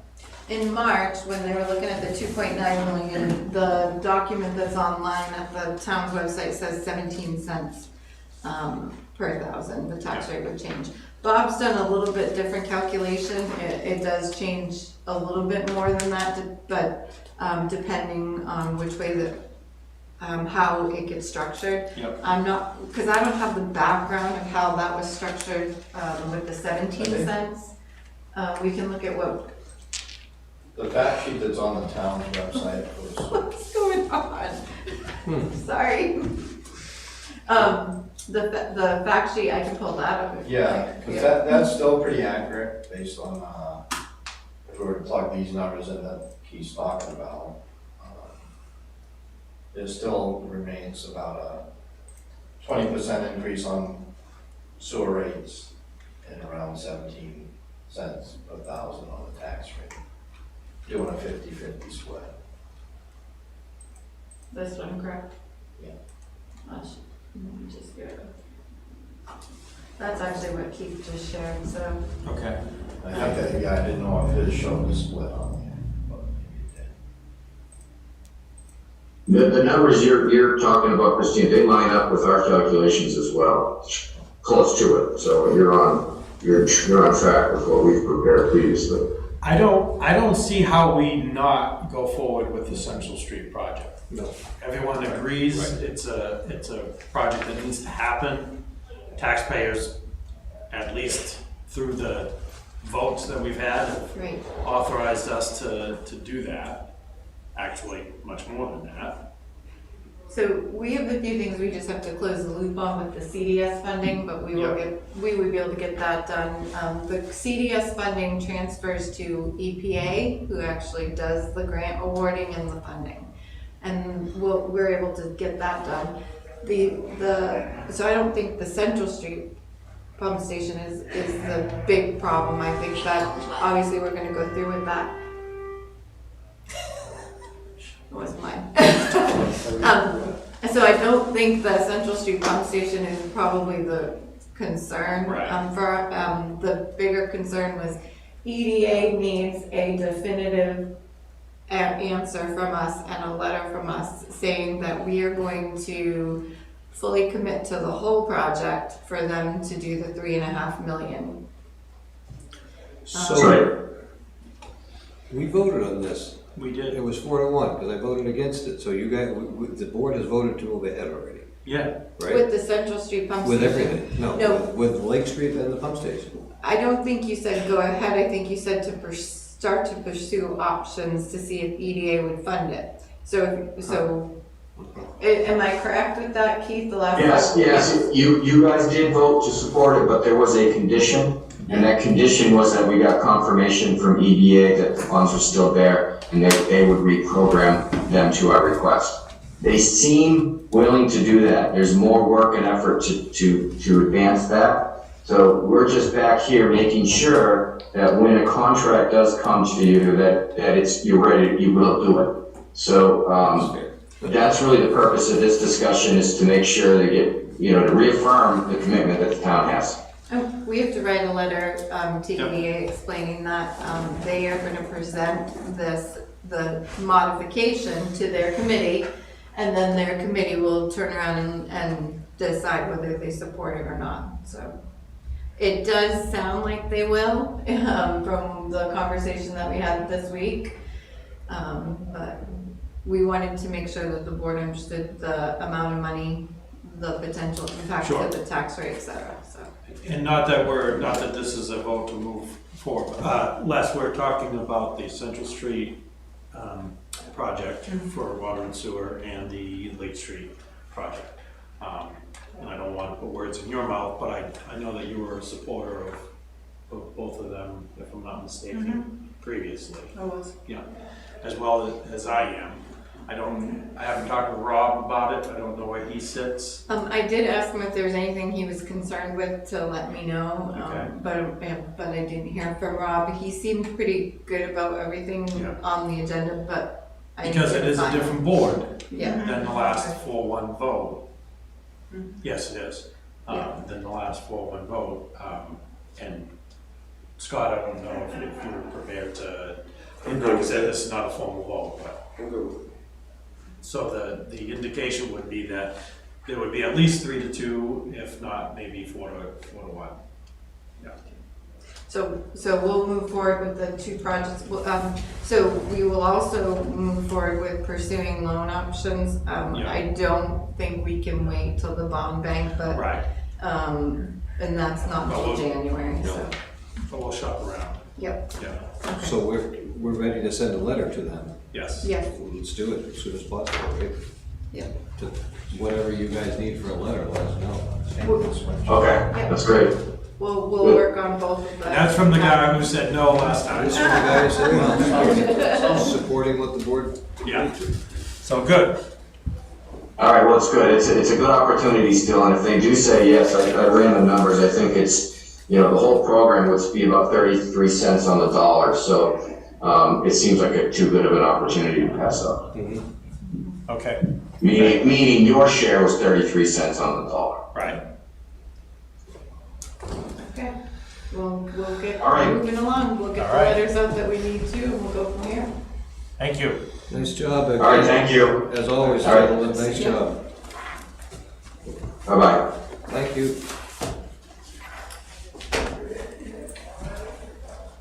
Thank you, folks. Thank you. Yep. Thank you, good time. Thank you for your time. The only comment I will add is, do not believe that funding is, congressional directed funding is free money, because it's going to take a lot of work on the backside. Oh, yeah. So we're already prepared. We had conversations with both EDA and EPA when we know what we need to do, but we wanted to make sure that you were ready to go too. Okay. So, and if we should know if we have the EPA funding once we finish the paperwork with them. They have to do an assessment, but they didn't seem like it was going to cause any problems. Okay. And then we'll know if we get the EDA funding next as well. Okay. But EDA is funding it as a whole project. Right. Because they were concerned about 3.5 for a $4.4 million project. They'd rather do it 3.5 for a $7 million project. So Yeah. So okay. Okay. All right. Joanne, you have the floor. Oh, wow. Is, Yes. This is my first Yes, this is official thing. You can see how mean we are at it. I know, seriously. Let me just get your. Well, I might have a solution to help pay for some of this stuff. That's funny. Let me know when you. So Joanne, actually I kind of alluded to this conversation at last week's meet and greet. Whoops, come on. Do we have that? Yes, that's in your file. I'm trying to make it bigger. You don't, I have copies. So at last week's meet and greet, Joanne talked about coming back to talk to the board about fees. I will let her explain part of why she's started looking at fees. And it is number 5 SB in your packets. Fee comparison. Got it. Thank you. All right. Much easier. Well, as you know, I came on board the end of October as the land use and assessing manager, and completely out of the realm of what I've ever done before. But as my team as we've built a team, I think your last meeting, I was able to introduce the members. So we're composed of permitting and enforcement officer. He works part-time, 35 hours. He's also the health officer. And then I also have Donna Sullivan, who supports the land use boards and commissions. And we're all brand new. So every application that comes to us is new. And we have an opportunity to look at it probably through a different lens than perhaps some legacy employees or people that looked at it. So it's given me an opportunity to really look at our fee structure, and I wanted to look at what other towns that were very similar in size, demographics, lake communities, all of that, to see what they were doing, to see how we stacked up against them. So what I've put together, you have, and I do have copies if you want color copies or anything. But you'll see on this spreadsheet the towns that I did a comparable to. And you'll see, I've given you the population based on the last census. And there's a lot of blanks on these sheets because what we call certain things, some other towns don't call them the same thing. So I didn't want to do an unfair comparison. But the ones that you do see highlighted in yellow are the ones that I really think we as a town need to look at what we're charging for when people come into the land use department and want to apply for a land use permit, depending on what that permit is. And I say that because Bristol has not adjusted the land use rates since 2017. So, in hearing the previous conversations, things are changing and rates have changed, and I can't think of one thing that I've bought, subscribed to, enroll, and have a membership to that hasn't changed. And the fact that we've not changed our application rates or the things that people have to do to apply to do something in 6 years, I think it warranted a review. So What I'm proposing is the second column, and you'll see that I tended to align mostly with the Newberry town, because they're also structured like we are. Some towns do have a building inspector. Obviously, we don't. We have Mike Lacasse, who is like I said, a permitting and enforcement officer.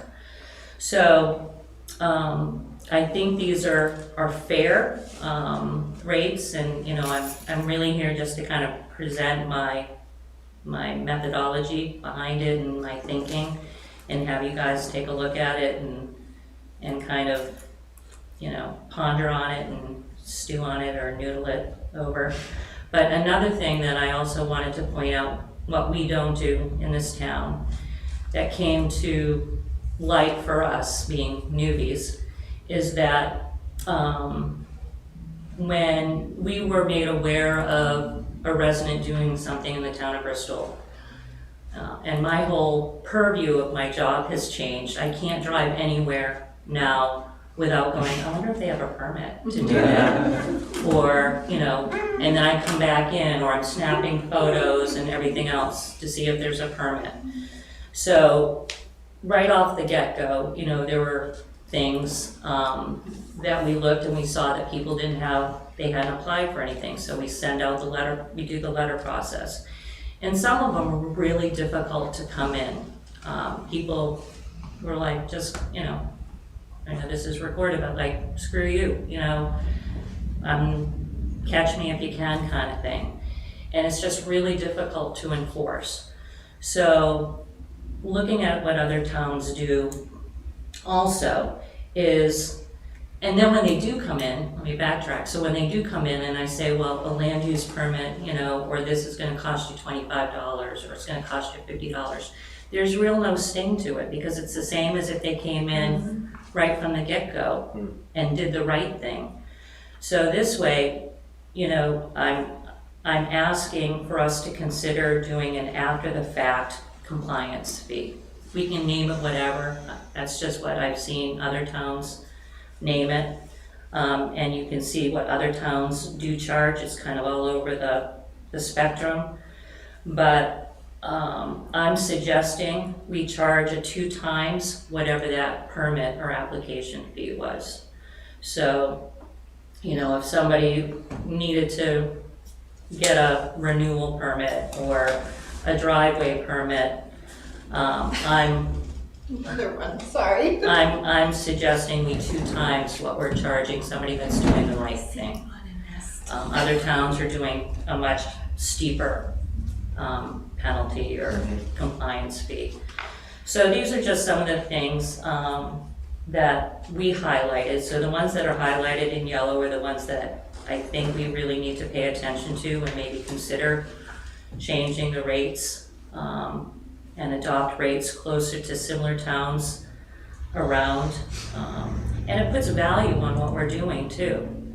It's difficult when you've got someone going out there to enforce something and or acting on a compliance issue, and we're really not putting any value. We're saying it's a $25 thing or whatever. So that's kind of my whole shtick on this. Another thing that I'd like to come back probably to the board talk about is, because we do have Mike Lacasse in place, and he works with Ben and Aaron as a health officer. Mike is doing a bang-up job. He inherited, I think, about 141 open cases, open permits, and he's worked through them. I think we have 1 outstanding right now. Since the beginning of this year, we've issued, as of this morning, 69 new permits. Carol and Sean and Scott, you guys know what cases come before on the boards that you sit, but there's a lot of activity that happens in the land use team. And one of the things that I'd like to start enforcing also are basically violations, taking a property owner, if they're not complying to zoning, we take them through up to and including the legal process. We take them to court if they're not complying. And there's a whole process to that. But we have an RSA that protects towns or allows towns to seek penalties and remedies if somebody is blatantly not conforming to the town zoning ordinances. Right now, we send letters out, kind of harsh, and then we get a little harsher, and then we say we're going to do something. And it's not to anybody's fault that we haven't done anything, and I'm not saying that because we have. There's some history on things we have taken actually to court, but that's one of the things that my team is certainly in favor of pursuing. Yeah. I appreciate all the work done on this. This highlights really a spot where we've been behind the curve on fees for sure, especially on the building permits. It's kind of interesting. So that's great. We'll definitely look at that, and we'll make an adjustment on those. On the and I hear you on the enforcement side of things. Believe it or not, we're doing a lot more than we did even 7 or 8 years ago. But I think it was a couple of boards ago that really decided that as much as we don't want to spend money, we had to start action on certain properties, and so we have been doing that. To the extent possible, we want to nudge and cajole and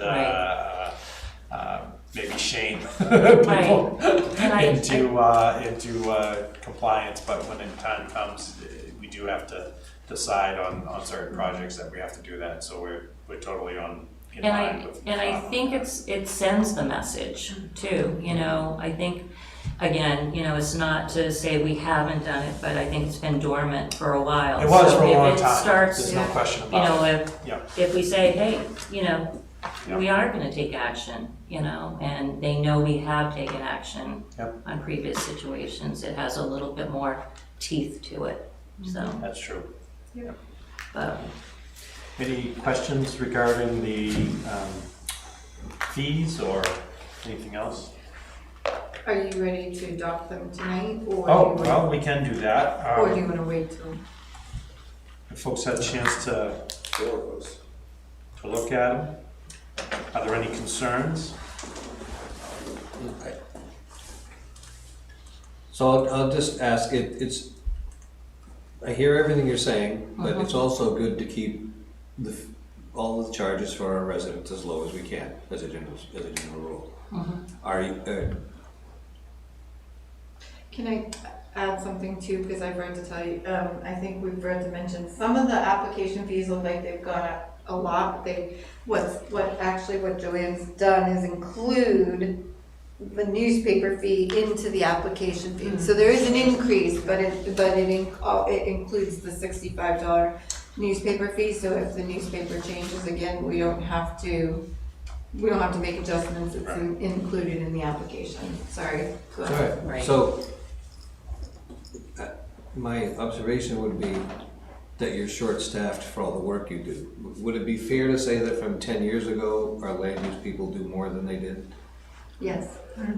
Certainly from post-COVID, right? Yeah, and absolutely. This would at least give us an opportunity, if we needed to hire someone, we'd have a better starting point. It does help. It's not a huge income, but yeah. And it's comparable to other communities our size, which seems fair. We raised the dump fees not too long ago, so. I think the after-the-fact compliance fee is okay. Yeah. I mean, there are going to be cases where people didn't know, but that's probably rare. But Well, and a couple of these as well, like for instance, I'll throw the driveway permit out there. That's a brand new permit fee, and we found out it's been a lot more work. A lot more behind the driveway permit then the $25 that we Right. originally proposed is the minimum. So those are some of the changes as well, as we've added a lot more applications in there. We've come to you to update fees in the last year or two, but mostly because of new applications that we found out we were supposed to be doing. It was in the zoning ordinance, but we had nothing, so. Right. Well, I'll entertain a motion. Unless something gives you particular heartburn. Let me finish looking through them all. Tom, that's a good I'm sorry? Tom, that's a good question. Well, And the kind of knowledge. Don't we need a motion first and then we Yes. can discuss it? yeah, no, but she's saying that someone in the audience would like to ask a question, but we're not in a question period. I know we have allowed a little bit more, but I'd like to, I just wanted It's to know, just- we did see it. I'd like to get a comment in before you make a decision. please. Wait a minute now. Go ahead. Okay. We don't have 100 people here, so, yeah. My concern is that people are facing higher sewer fees, higher taxes. To impose fees on making improvements to your home, I think we should be encouraging people to make improvements. And by moving these fees up, I think it's discouraging that rather than encouraging it. Okay.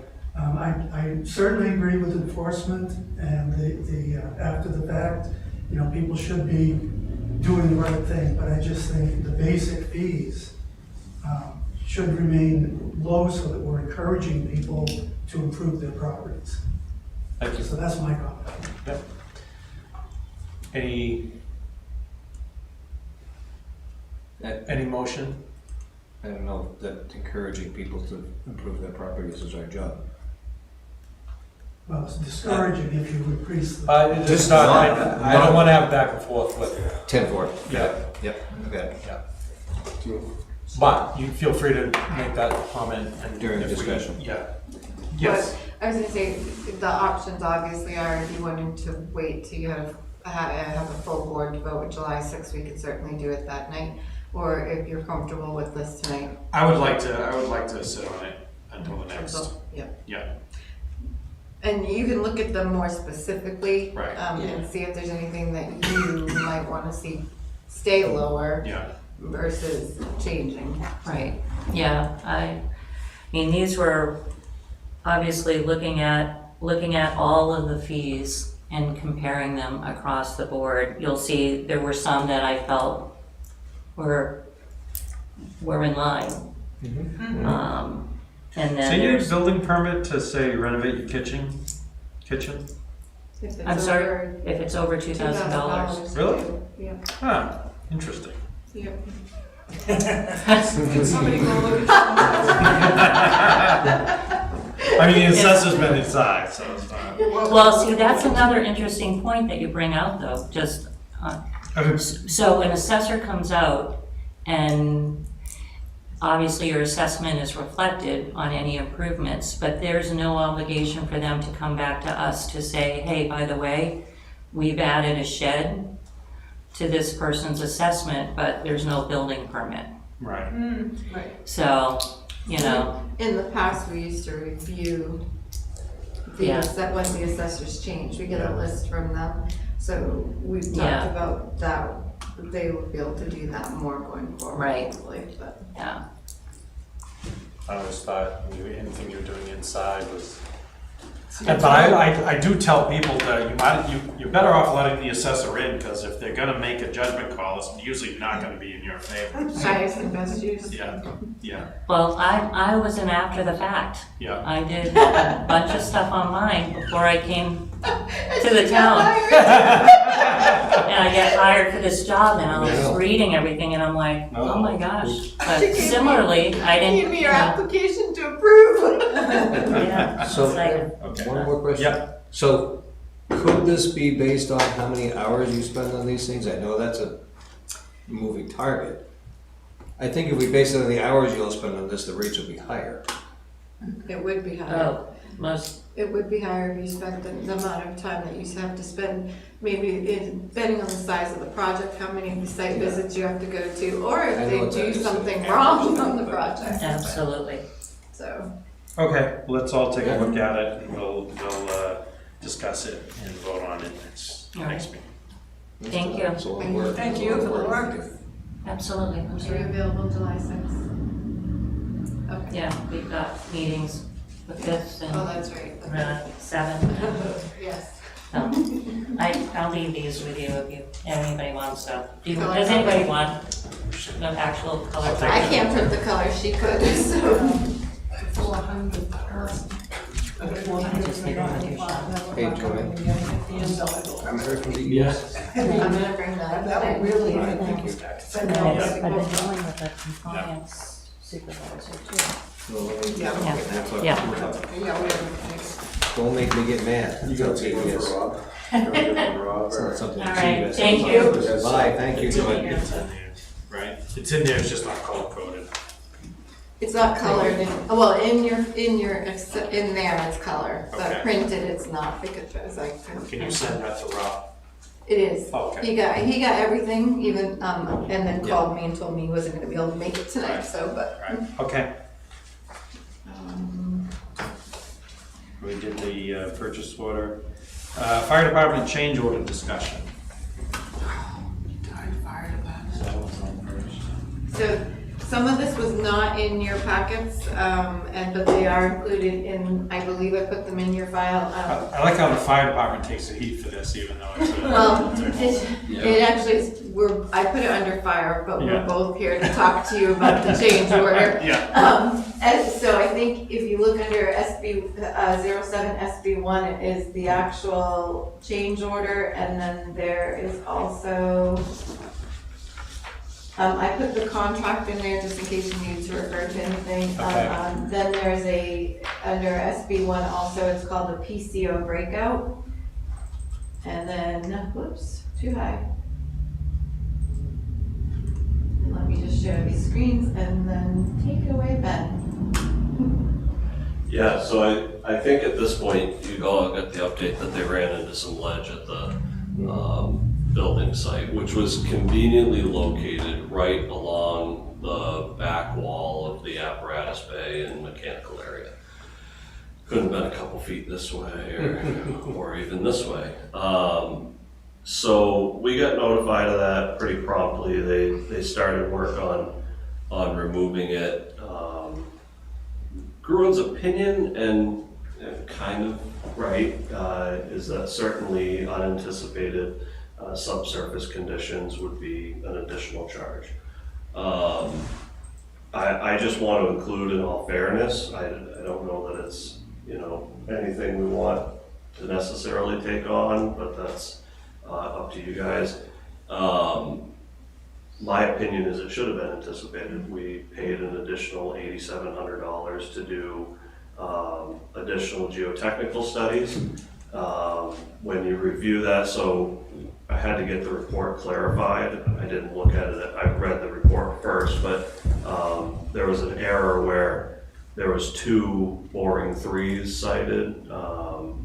And so you can make the assumption that the second one, they're both different, both found different soil conditions at different depths and the whole 9 yards, but you can make the assumption that probably the second one is the boring 4, which would have identified the ledge.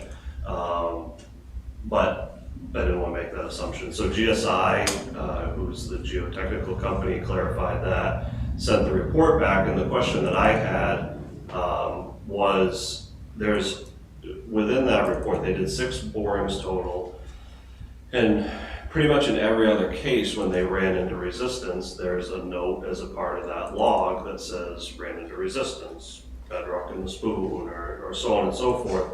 And on that site location specifically, there's no reason as to why they terminated at the depth that they did. And they terminated that boring at 22 feet when they had the capability, I believe, of that machine to at least go 30 feet.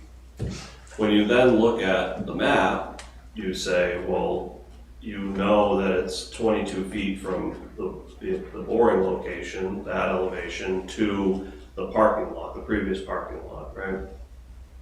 Now, is that why they did it? Because they also assumed that these two borings captured everything below that, even though it's 30 odd feet away? I don't know. But to me, if you're doing a boring, which is specifically cited to be on that corner of the building, you would reference the plan and say, okay, it's 22 feet to the surface grade, where's the base of the footing gonna be, right? 27 or 8 or 9 or 30 feet, somewhere in that range, and you would bore to that depth unless you meet resistance. In which case, if you stop, my thoughts on it, right? If you stop because you met resistance, it no longer becomes an unanticipated subsurface condition, right? We know we're gonna put the bottom of these footings at 27 feet. It should have been accounted for initially. And if you didn't, I don't know, that's kind of how I look at the contract. I certainly think there's some grounds to argue it. Overall, at 29.9 to do the rock removal, it's unfortunately probably higher than it could have been. The initial plan was to try to get out of the issue as cheaply as possible, which is certainly a nice idea, right? By going with a 5,000 pound hammer. Initially, that seemed like it was going to do the work, just the way that vein of ledge kind of presented itself. As you got to about, say, 3/4 of the way through that 80 to 100 feet of hammering, the 5,000 pound hammer just didn't cut it. And so you ultimately brought in the 12,000 pound hammer that you were trying to avoid. Right. And now you kind of, it didn't mean double, right? But No, now you're exactly. probably, it's probably, my guess, 10 grand more than it should be, as opposed to 20 grand. It's 30 grand. So, yeah, those are my thoughts on it. Certainly the idea behind approval then creates a whole kind of another issue, right? Which is to say, if we're gonna move forward with paying it, which in some capacity we will, let's kind of face it. And I say that just based on the context of the current discussions, right? It's not, I guess it becomes quid pro quo in a way, but you know, currently Gruen's working very diligently to find those cost savings to kind of come up with what is about another 30 grand worth of those items that we just haven't been able to find funds to put back in. And especially after our meeting today over some electrical and security system options, I think we're gonna be there where that comes back into play. So now, that's probably off the table after you argue the bill, right? And then we're looking for those funds at some point. So, but either way, if we decide that we're gonna move forward with paying this, the issue then becomes the issue of where do the dollars come from. So before we could really say, yeah, we're gonna sign off on the change order, it would be to come in front of you guys to say, there's really two ways to pay for it, which is, one, it comes from, we find $30,000 in reductions within the budget and do a corresponding change order that way, or do we have the approval to start utilizing some of those interest funds, which as of April 1st or May 1st was $81,000. So that's really the only place any funds are available outside of, again, going back in and saying what doors and floor finishes are we cutting. Interest funds being what? So, on the bond, we earned interest, so that's been sitting. Right. In the account, we've earned, as of April 30th, $81,000 in interest, approximately. I didn't tell you the geotechnical report, in case you wanted to look at any of the plans that he's mentioned, Carol's got it pulled up, is also in your computers, so. So on the report, it said that this GSI 2, which is, as you look at the building, is the front corner, as you're looking from the street. Yeah. The very front corner of the foundation, that one was terminated at 10.5 feet because it reached. Oh, sorry, a bike went by. Sorry? A bike went by. What was it terminated at? 10.5 feet, I think yeah. it said. And all the rest of them were around 17 plus, so is that where you were doing the? No, so the rock work seemed like it was farther back. It should be It was GSI 4 was Yeah. terminated at 22 feet. Yep, Yeah, that's the and one. that's where That's you where found the the rock, ledge hit. but it doesn't say that.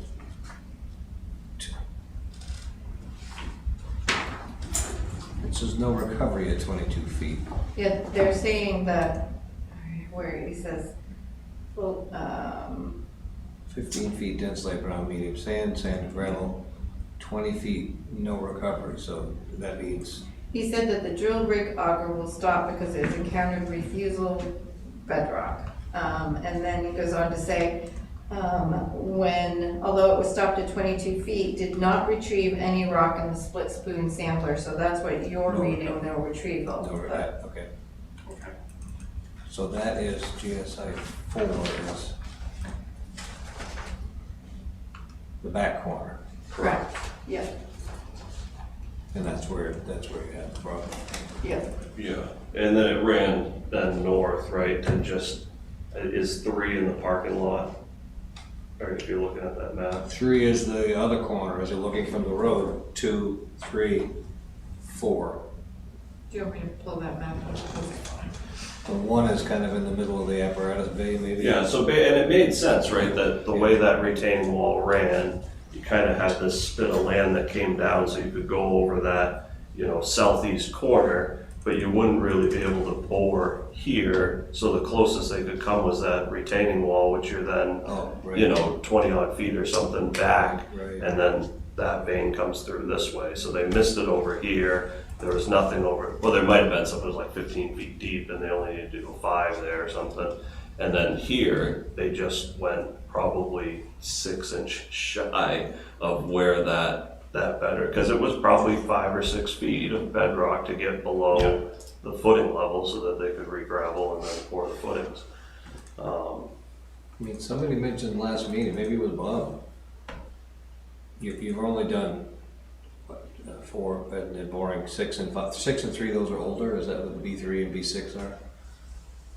The B ones are, yes, the Older. older ones. Older, so. Yeah. But there's really, for that entire footprint of that building, you've only got four shots, which isn't very many.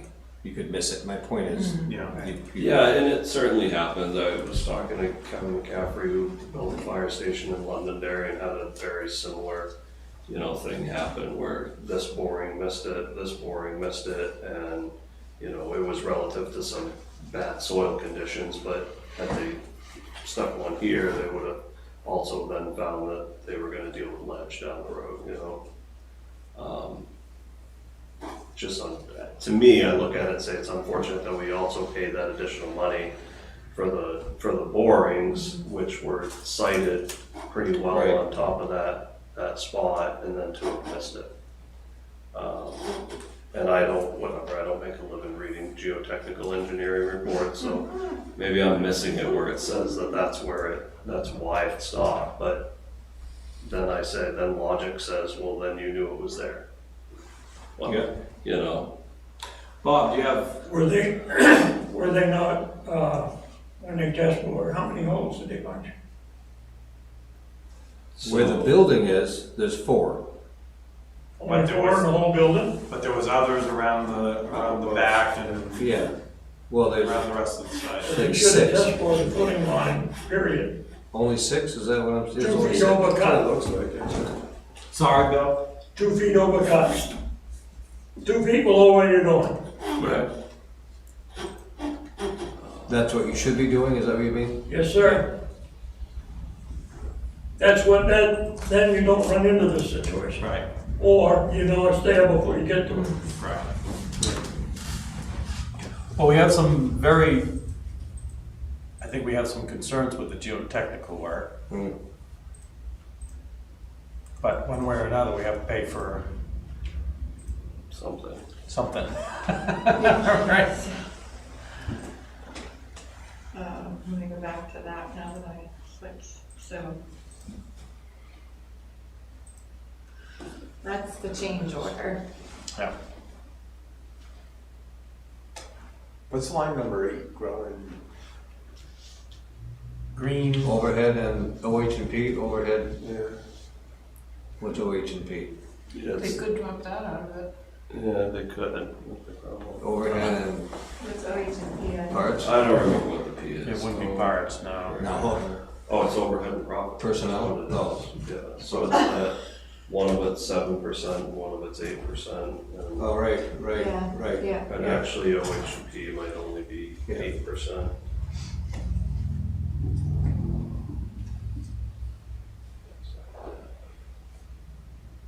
So they're getting, if I'm reading this right, so you have the cost of the hammer, you have the operator overtime, trucking,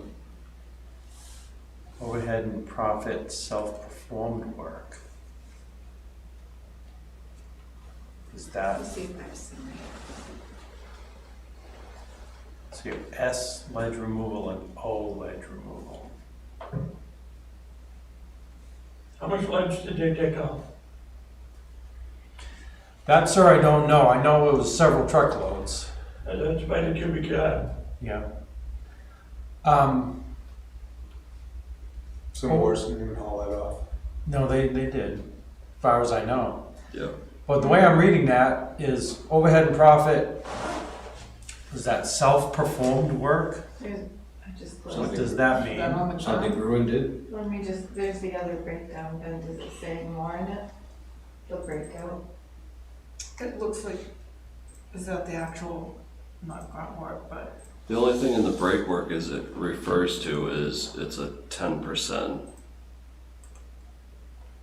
I'd like to know what the overhead and profit self-performed work and overhead and profit second tier sub.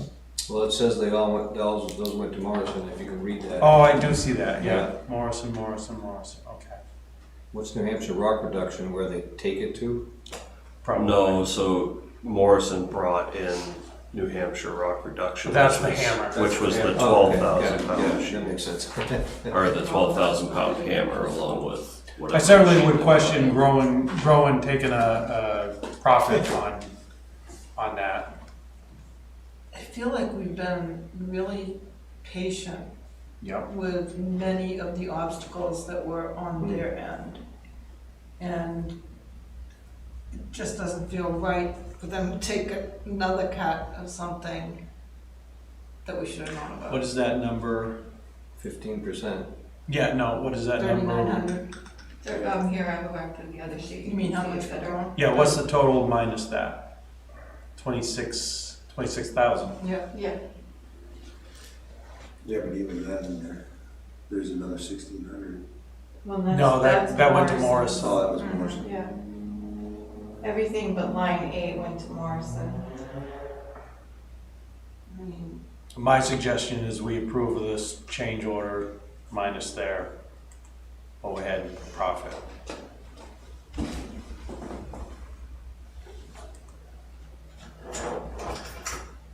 some So- point you And can yeah, do this. it stinks that we ran into ledge, and we should have, when it all, it would have been nice if we'd have known it was there, obviously.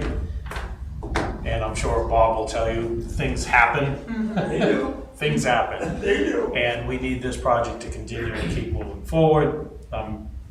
Much as I don't like it, I would say we would take it from the interest and add 26,000, and Groen can come and argue with us why they need to profit off of that. Okay. Do we need a motion or? Yeah, probably, because it is a change order, it Right. would probably be best. All right, so We I- were able to do the other change orders based on Yep. prior approvals. Okay, so I will make a motion to approve the change order in the amount of $26,000 even, striking line 8. Second. Any discussion? Hearing none, all those in favor, please say aye. Aye. Aye. Those opposed? That is 4-0. And I'll be happy to talk to him if he wants to. Oh, I'd be happy to Well, handle it as well. while we're on this though, the original design for the back wall, has that changed, Ben? I don't believe so. No. No, Are they going with natural rock, is that what you're thinking? Yeah, somebody, it's out there that it's not gonna be what it was supposed to be, that Oh, you mean the back wall of the upper area? Yeah. I think originally it was supposed to be the ready block, right, which was, that was a lot of money. There were two, yeah, I don't know. There was a type, which I'm assuming, quite honestly, was like New Hampton just did some stuff to put at the town office building, that generator, right? It's kind of more of an artistic blocking. What Jay's quote had in it was to go with something, it was the same precast kind of block, but it was significantly cheaper. And then there's always been the possibility of further reducing that cost depending on what they find on site. And whether or not, Mike Vignali could come back in, work with them and say, this is what you can slope and riprap, which I think is gonna be a better option, closer to the northern section, and then use stonework along the back potentially, so. I mean, I have no issue with using that if it gets Saves us. cost. Saves cost and, Right.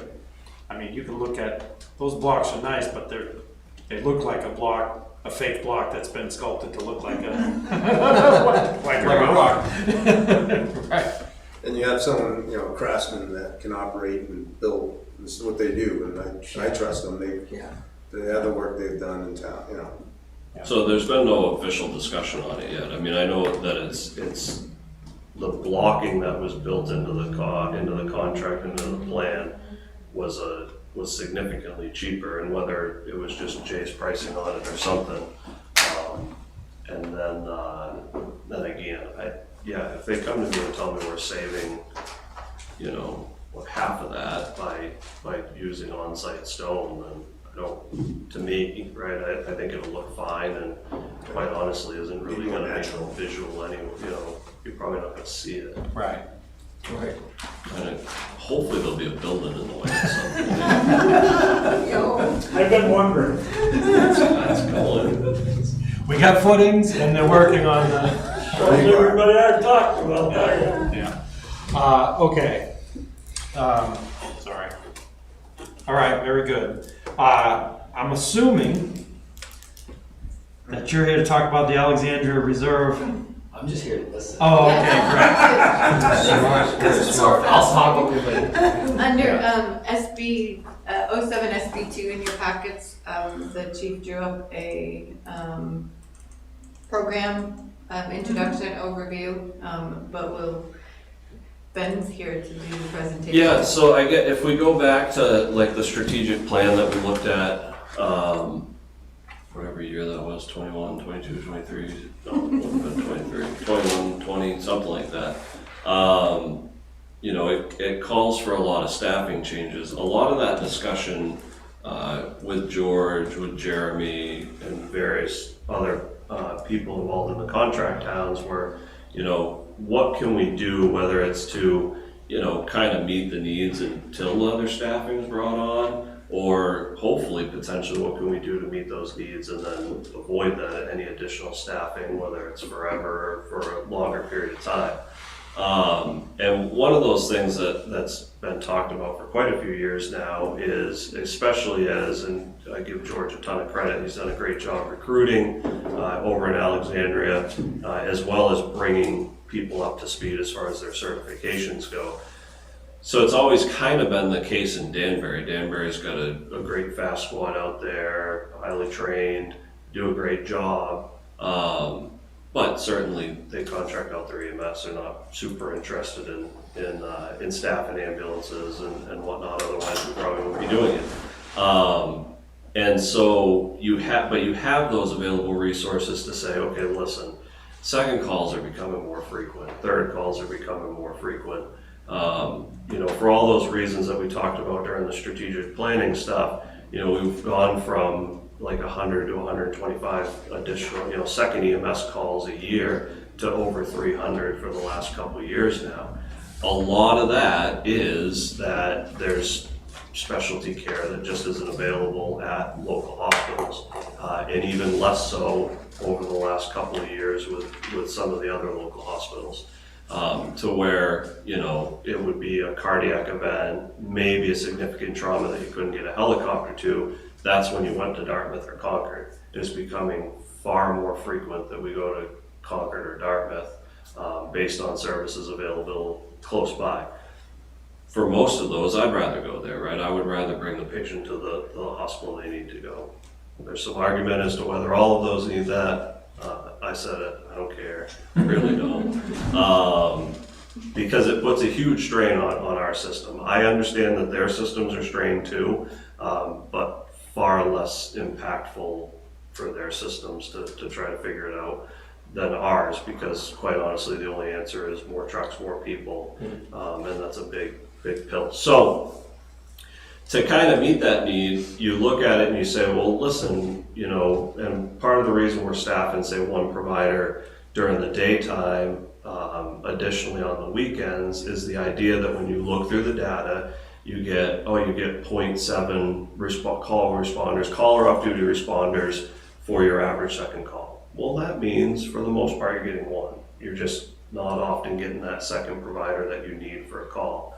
So if during the nights and weekends you get that one provider, but you know that there's a handful of people potentially in Alexandria that can either sign on via the radio or use the Active 911 app that we all use to say, yeah, I'm available. If you can't get a second, I'm happy to drive you to the hospital. I can take that hour and a half out of my life to make sure this patient gets quicker care than New Hampton taking it, or Bridgewater, or Hebron, or New London, depending on which mutual aid ambulance comes in, which is a time delay in care. And then ultimately, right, we lose out on that billing revenue, which is rather unfortunate.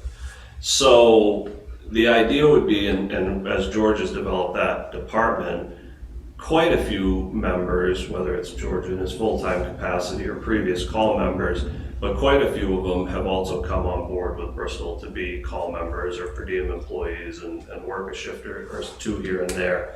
So those, they would still exist there. They would exist under that pay rate and the evaluation criteria and training and whatnot.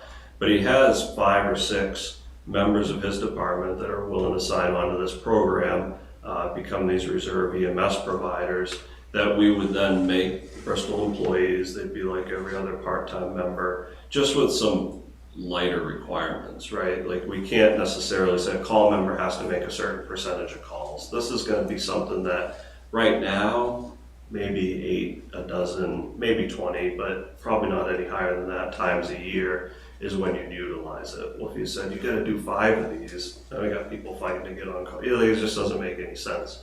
So they would still have to come in every year, make sure they do their driver training, make sure they do some inventory testing, make sure they know how to run the monitor, how to run the stair chair and the stretcher, sign off on it, and then you know that for what you're going to ask them to do, they're capable of doing that. So we've already kind of, in a way, have started it as we brought in some Danbury members that are in the per diem ranks. And it's worked exactly how you expect it. It doesn't have to be super formal. It's just, a Steve or Terry or hopefully later on Jake will be able to check on to Active 911. If I come in and nobody else is coming down, or Kevin or Danielle, they can look and say, okay, Steve's out there, and I'll head out, driver only, and we'll be able to handle this call quickly. So I'm pretty excited about making it more of a formal program. A lot of the documents, after you get past kind of this first page of introduction, they're not specific to Alexandria, because the hope would be at some point you would develop the same program with Hill, or even some of those providers in Danbury that aren't interested in coming on part-time, but are certainly, if you're going to throw them $15 an hour to give a hand to help out with those patients, they drive for you, So yeah, that's really where it's at. I included a job description. It's kind of just pared down to be, you're going to come to these emergencies. You don't have any supervisory responsibility. That whole thing, the evaluation stuff's in there. The last SOP that we're working on that I just don't have ready yet is really the response SOP, which will be just something that dictates, that Georgia people are gonna sign on the radio using certain language and or get them onto active 911, and then that's when, because right now the policy is you don't leave the station unless you have 2 providers. Or if I call and say, well, I'm coming from New Hampton, I'll meet you there. So that's really the last of it. Other than that, when we did the temporary COVID employees there in 2020, kind of the training stuff's already in place. Aaron still has that, and it just be kind of making that a little bit more formal, adding a few things now that you're really going to be requiring certain things, with do the hospital test and some primary roads test, just to make sure that, no offense to Georgia's people, but if they live on Fowler River Road, maybe they don't know where Smith River Road is on the outside of town. Just to make sure that when you say, okay, I'm gonna go do this driver only, that individual is gonna show up. So that's really it. All the systems are kind of in place. It would just really be to adopt probably really the job description, and then certainly expect to see these 5 or 6 PAFs come down the line in the future. That I think will be huge. That's obviously our 2 biggest contract towns that we would now kind of have formally and informally this program with, and really, not to say that I'm not going to come asking for more staffing, but it's certainly a program that will help whenever in the interim before whenever or if ever that comes down the pipe. So, Right. Yeah. I think it's great. Good cooperation between towns too. Yeah. Yep. And if you agree with the job description and to do this, then we'll bring them and do them on the consent, either on the consent agenda at the next meeting so you can sign them. Yep. Officially like we've been doing, so. Yeah, because the hope would be is, if there's at least some kind of consensus approval tonight, is that George and I will get together with those hiring packets. They'll go through the same process, background check, they'll be regular employees of the town of Bristol. And then have those ready to go for the next meeting so that, some of them I'm sure are gonna be chomping at the bit, will come in, get their initial training. Some of it already went through it, just a few years ago. And then really for that busy summer season, they'd be onboarded, and certainly by the fall, everybody would be in line. And then looking at that timeline, it would give us some good information come the end of the year to say, okay, there's an opportunity to make this program better, or it's good where it's at, it's gonna work. Carol? So, I'm probably not understanding entirely. They're coming to the station, or you're going to them? No, one going person to in them. the ambulance. Going to them. Okay. The idea would be that they're responding in their capacity. So if we get an EMS call in any of the contract towns now, that town gets toned out as well. Okay. And most of the time, and especially now that George has done such a great job recruiting in his department, in every town, you've got somebody there, right? So they may not be EMS certified, and that's fine, right? We're there to do that. But these are people that are, in Alexandria these days, you're getting 2 or 3 people. And if one of them is one of these employees, signs on so that I know that I can take the ambulance up there driver only.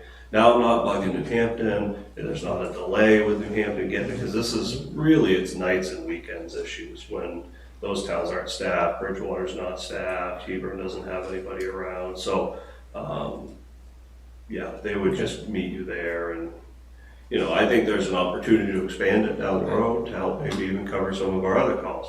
But let's get this, see how it's working, and then go from there. Thank you. Love it. Mm-hmm. Good. Great. All right, let's work on it.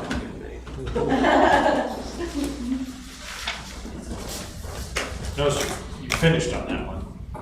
What's that? I said I noticed you finished on that one. You didn't do the good news first. He'll be here for non-public. Oh, okay. Yeah. No, that's probably good news. Yeah. But Okay. All right. Very good. Thank you, Chief. That's an old And entertainment thank you, thing. George. Thank you, guys. Appreciate it. That's the entertainment thing. You leave the best for last. Right. I'll come back. Okay. TA report.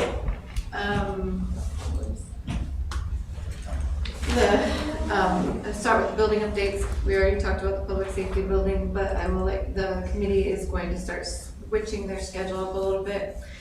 Starting on June 22nd, we'll be back to every other week, but it's a different week than what we were doing before, in case anybody here would love to show up.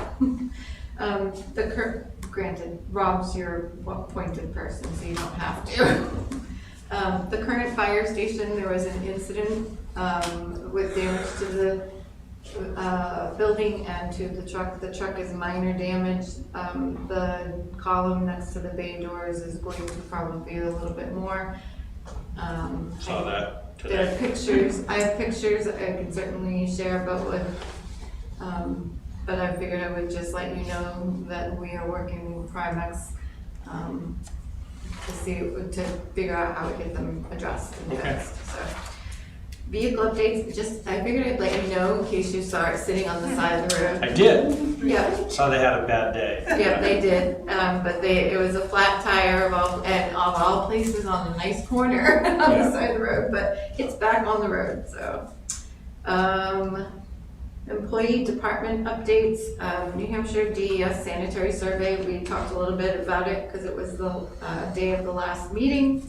I did have a conference call, Jeff and I, with DES on June 7th. The survey went very well. There's a more formal report that will be coming out, they said about a month or two. Okay. But I did want to pay kudos, they also paid kudos in this conference call, but I want to pay kudos to Jeff and his department for keeping the systems up to date and looking into things before they become a problem. There was also kudos that there was an item mentioned during the survey site visit that Jeff and his department have addressed already. Actually, within 6 days, they addressed it because they had addressed it by the time the conference call was. One other thing that had been a conversation, the pictures are in your folder, had been the old metal dump that was on that site.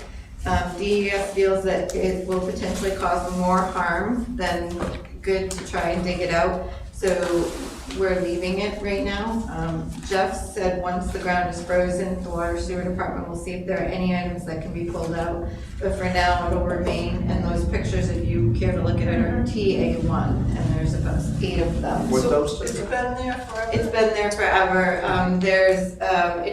None of the stuff looks new. Obviously, if you look at your pictures on your TA1, there's a Conservation Commission saw this a while Yeah. ago, and we were walking around there because of the property across the street. Right. And actually, Dick Batchelor saw it. Just an old pile of stuff out in that property, not near the well, but adjacent to the well property.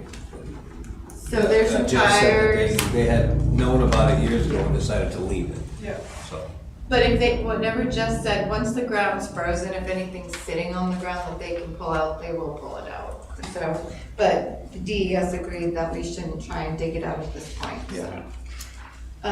Just to Some remind. tires and appliances and that kind of Yeah, stuff. yep. Which well property are you going? The Fowler, Yep. towards Fowler, West okay. Shore. It was all farm there too. Yeah. I just want to remind people, oops, did I hit a button? Uh-oh. Can you hear us, Deb? Uh-oh, it's a circle of death. Deb, can you hear us? No, but we're recording. All right, well, I don't know what it just did, but. I think that went down when the lights flickered. I'm sorry, I lost you for a second, but I got you back. Does that Great. happen? All right, we can't see you at all. Something's going on with the laptop, but we just want to make sure you could still hear. I can. You can't see me? No, something's going on. Okay, well, you flipped out, but then you came back. Yeah, I think we had a power flux. Okay, well, good. Okay, so just wanted to remind the public and the board, wastewater treatment tours June 21st, July 19th, and August 9th from 8 a.m. to noon. The water sewer department will be taking you on a tour of the wastewater treatment facility and other areas. Interested parties should meet at 180 Ayers Island Road, and the tours last approximately 4 hours. 4 hours? I'm signed up for one, but we may have to postpone it. I just wanted to also, I'm gonna keep it in there and just keep reminding, I am gonna be out on vacation July 7th through the 16th. But I made it so it's in between meetings. My question though, for emergency purposes, does the board, I still check email, I still answer stuff usually, but should we pick a department head, we can certainly have more conversation in non-public if we want, about coverage for while I'm away. Yeah, I would. Okay. Who would you recommend? Well, I'm not sure. I don't want to put somebody on the spot yet, but I also, I'm not going to touch a lot on the next one, the beach concern. Yep. I figured that there's enough there. Yep. We did try to address the concern the best we could. I do not feel buying any additional signs at this point is the right choice. Okay. Because we are making changes to the ordinance. Yep. Potentially at the end of the season, and we have to buy signs all over again, so. But we've done our best to cover with the area. Summer employee cookout training session. So in the past, obviously COVID put a damper on a lot of these things that we used to do the summer cookout. And I was just checking with the board to see if this is something they want to do for the employees. It would be the summer cookout / mandatory training. Part of why this came up is... Happy cookout. Sit down for this training. So part of why this came up was the Joint Loss Management Committee met with Primex at the last meeting. Primex provided numbers for the last 6 years in property liability losses as well as workers' compensation. I have those in case you're interested. It's quite eye-opening for the last 6 years how much between property vehicle losses and workers' comp. The main concern for workers' comp has been slip, trip, and fall issues. Yeah. And so we're recommending the training be slip, trip, and falls and also harassment. Okay. So we would do the two, have Primex do the training as a group, and we do employee recognition if we wanted to, and the cookout. Yep.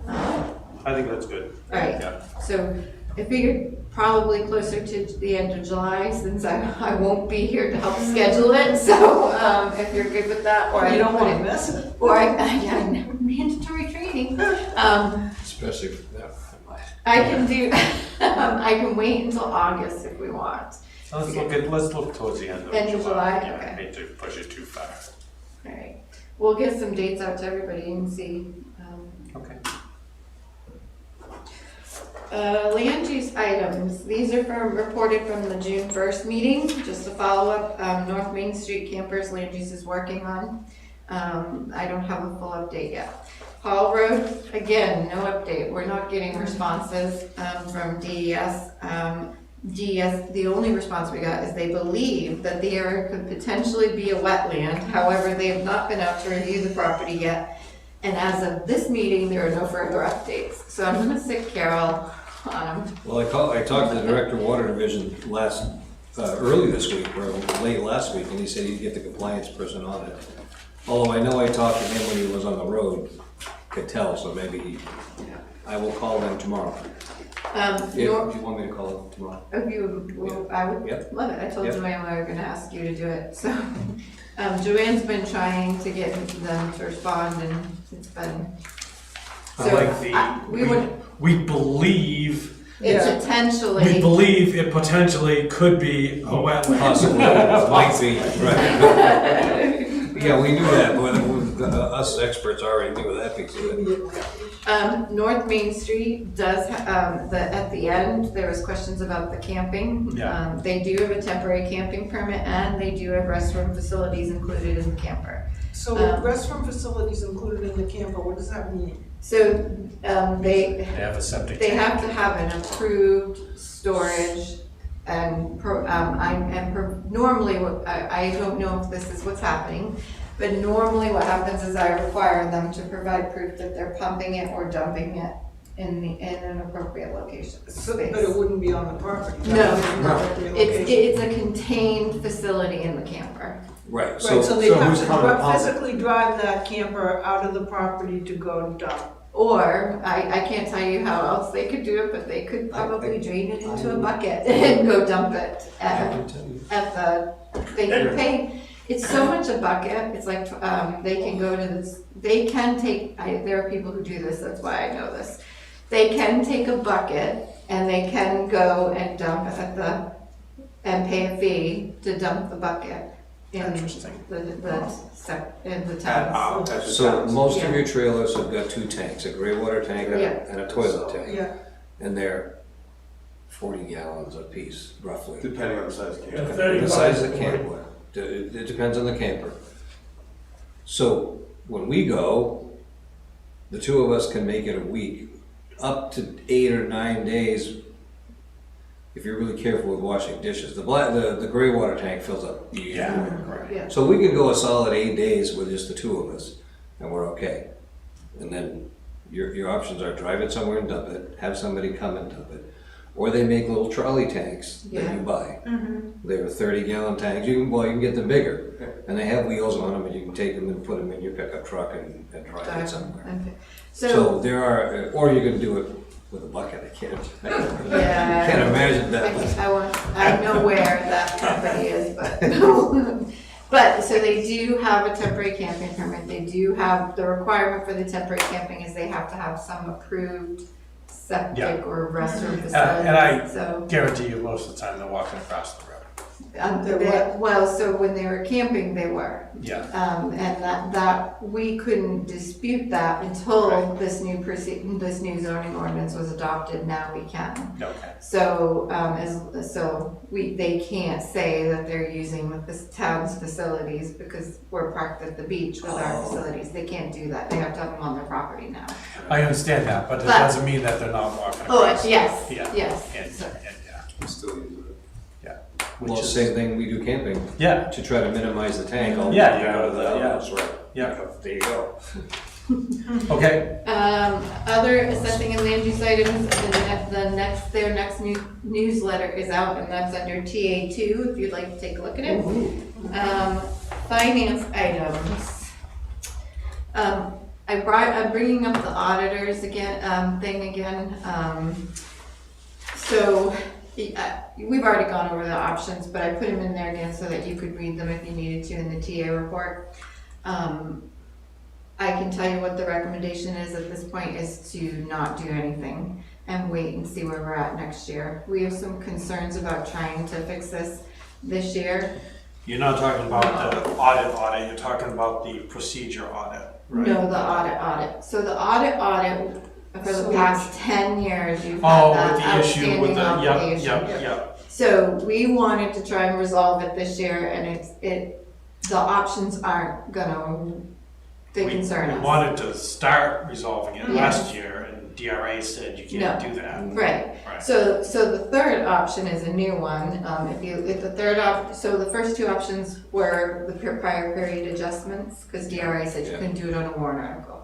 So prior period adjustments, and they said we could split it if we wanted to, town and water and sewer. Jeff said he's not recommending. It's strictly up to the board whether to do that. But if we did a prior period adjustment, we have to do it all this year. So we either have to do it all out of the town's general fund, or we have to do it all out of the split. Yeah. Which would be, if we split it, it would be about 150,000 town, 150,000 water sewer. Yeah. Jeff's concern is that approximately 200 and something thousand, they were water and sewer projects that should have gotten paid back. Auditors feel that it benefited the water and sewer department that we could split it with them. I think I lean towards more agreeing with Jeff, if we should have paid that money back, however long time ago it was, we should just pay that money back. Yeah. If we can't, I'm not saying we can't, I just would prefer the board didn't do that. Yeah. A $309,000 hit Yeah. would be hard right now. Very, very hard, yeah. So, the third option is to budget an amount to be paid back through taxation in the budget. It would be a 2 capital project funds line in the budget. Previously we were doing 5 years, but it's a huge, it's $76,000, I think it was, or 56,000, sorry. That's a 10-cent increase on taxation on top of other things we've already talked about. Right. So Bob and I are recommending to leave it in the audit, and then revisit this next year once we've seen how the rest of this year plays out. Or we can put a line, maybe we don't pay it back in 5 years, maybe we take a little bit more time and pay it back and only put a smaller amount in the budget. So we can talk about it more at warrant, but I need to tell the auditors that It won't be addressed this we're year. not addressing it Yep. this year if you agree, so. Yeah. Makes sense. It's So better it'll be year 11 instead of year 10. So does that reflect on us in some bad way, additional? It sits out as an obligation in the audit. Yeah. But so it does it's not, obviously it's been an obligation in the audit for a few years or more. So if that's the only outstanding obligation in the audit, that doesn't It wouldn't work. change what we Right, doesn't already, change. what already Right. exists, yeah. But if we can come up with a better plan Yeah. during budget, Yeah, maybe to fix okay. it, so. Also in finance, the operational audit for finance has started, so just wanted to let you know that. All right, A separate email, I was doing this more for Scott and Rob. The May expense reports that come out, they come from Bob. They are May expenses, revenues, and analysis. And if you had any questions about them, please let me know. But they tell you where we're at and what was booked for May and where we're at overall for the budget, so. Events, just to announce library events that are upcoming. July 12th is a Touch a Truck at Kelly Park. It's a library event? Yeah. Minot Sleeper Library is doing it. Books about trucks. They used to do it in their parking lot, I think, at the library. Okay, no, it's all good, it's all good. July 26th is a mermaid event again at Cummings Beach. The mermaid comes out of the water and reads to the kids, so it is cute. Who's the mermaid? Last year it was Paula, who used to work at the library. Right, yeah. Paula Denning at McKinley. sorry. She worked at the library. She was at the time. She is, my understanding, is still going to do it. Oh, cool. She bought a mermaid outfit. Oh, nice. And then in August, I haven't got the date yet, but the fire marshal's arson dog will be coming out in the library. So once I get more information, I'll let you know. Concert schedule, which I can't share on the screen. It is in your packets under, I couldn't email it to you. So the But it's, brochures are out there though if anyone wants to grab one. so under 08TA4 that's the concert schedule. We were gonna wait till we had a group to decide if you wanted to change your schedule or if you just wanna stay with Thursdays, which is the concert nights. is there any feeling towards that?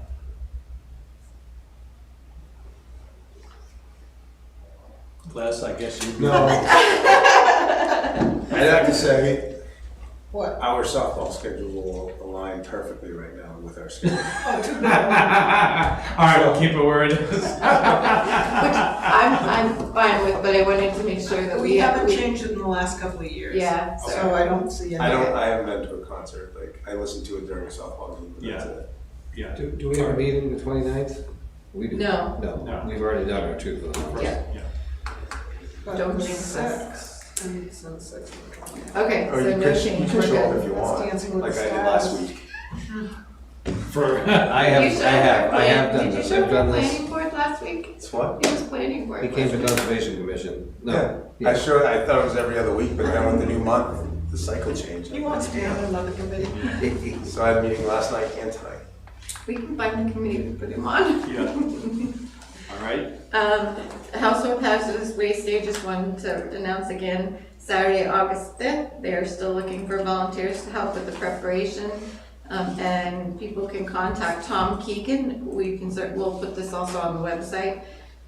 One thing under TA5, they did send us a notification from Lakes Region household. So Lakes Region LRC. Lakes Region Planning Commission. They help host the, they actually sponsor Yep. and do the work, help do the work with this. We have to have our point person.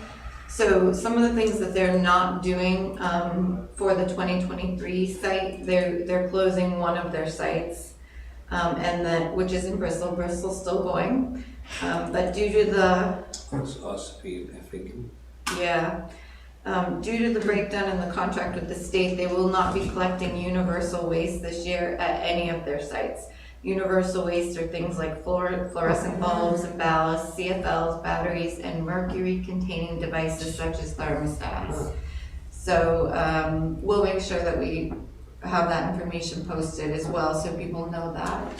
And then they are going to refund or reduce each community's payment for this year. It says appropriations pay the disposal cost for the appropriate program, 4% of which is devoted to covering universal waste. So we should get approximately a 4% reduction, so. All right. So what are people gonna do with that stuff? I know that's a side issue, but. Hold it for another year. Hold it for another. Like my pile of fluorescents, and I hold it for about 10 years, and I keep needing to and then never to bring go. and never go. Yeah. Oh, Yep. they'll put together and distribute a list of universal waste vendors Oh, it does that say your that community further might down. investigate to take this. So as soon as we get more information, we'll make sure it's posted. They did say they are exploring an option to hold a single site household hazardous waste collection in late summer, fall. Oh, this is for the other areas, so that they were gonna close, so. Okay, so to avoid where we ended up I know I already talked about this last time. How long do we wait before we check with Tom to make sure he's good for that day? I'll reach out to them now, actually, So that probably we good. make Yeah, sure we're good good for call. that day. Yeah. In case we need, because we're gonna have the position. We talked about It's still open. putting that new position, that solid waste into that day. We did, but we haven't filled the position yet. So we've done good on, we're done good on the other positions, that one's still open. So I'm gonna try to advertise it in other areas, but right now, we probably can't plan on that position to help just at this day, Okay. so. But I'll reach out to Tom Keegan and find out. Who's Mike Buckley? Did I write Mike? It should say Mark. Typo. Yeah. Autocorrect. There is a Touch a Truck event tentatively scheduled for Hazel's Park, which is at Wells Field on August 6th. So, Thanks. other updates, we've confirmed there's gonna be some scheduling conflicts with Marine Patrol. Yeah. So, we're gonna keep an eye on. Don't any sugarcoat it. It's not scheduling conflicts. They've decided they pretty much will not be patrolling Newfound Lake. I didn't wanna announce that. No. It's okay, it's not public information. It's not the town I of know. Bristol. It's the Well, and they did say, they advised Chief Bean that we could patrol it. if we Oh, wanted. sure, yeah. And Chief Bean's like, we don't have the funding and we don't have a boat. So, This has totally without a vote. So Marine Patrol saying they're not gonna, very little, if any. If they can, they have staffing issues, they're saying, so if they can get staff, they will, but right now, no. are they leaving the boat docked? I don't think so. They Well, launch it, that's they usually launch iffy, it. that's up in the air. Gray rocks, do we? Oh, okay. If they can find someone for the fireworks, I believe yes, but if not, then we're gonna have to. if they leave use the boat out, fireworks. Yeah, well, patrol is there. Kayaks and hold them off. Well, I did say to one of the police officers today, I'm like, well, they offered to pay and put out a volunteer list, why wouldn't a police officer volunteer and get paid out of their budget to go out potentially? If they're paying them for overtime, you know, Yeah. but I don't think they'll do that. Yeah. So, All right. So between that and the boat ramp, Yeah, it's gonna be fun. Yeah. Communications, we received a complaint regarding the new lighting downtown. The person felt that the lighting was not made for poles and is disappointed that the board approved. He feels they look off, do not fit, and would like the board to consider something else. He actually asked me to put the old lights back on. Okay. So I just wanted you aware of that. I don't know if you have any concerns about it, but I thought they were okay. I did finally see them lit up last night and I thought they looked good. We'll see them tonight. And so we still have 19 old lights, probably more closer to 15 old lights, some were damaged Yeah. in the removal. If you'd like to see how big they are and how much space they're taking up, I have one in my office. It's huge. So we probably should start thinking about what we want to do All right. because Mark's storing them, so. The new fire station, I already said that. I did show Ben. He's like, why do you have that in here? It's gonna be your parking lot lighting. The goal setting summary has been received back. It's included in your packets. It was in the email. Does the board wish to set up a work session to discuss the goal setting and the next steps? And how soon would you like to do that? That would be a good idea. It would be a good idea. I'd like to have Rob here before I handle it, so let's So we'll put talk on the about it. agenda. Yeah.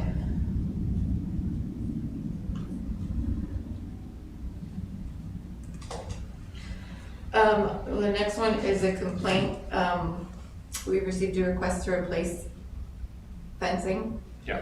This is the second time this has happened. I did reach out asking for the video, received nothing at this point. I'm gonna probably write a letter asking for it. So I drove by that this morning because I read it. Did you see the cost? I did see the cost. Yeah. But I drove by it. The fence is like 2 inches off the pavement. Yeah.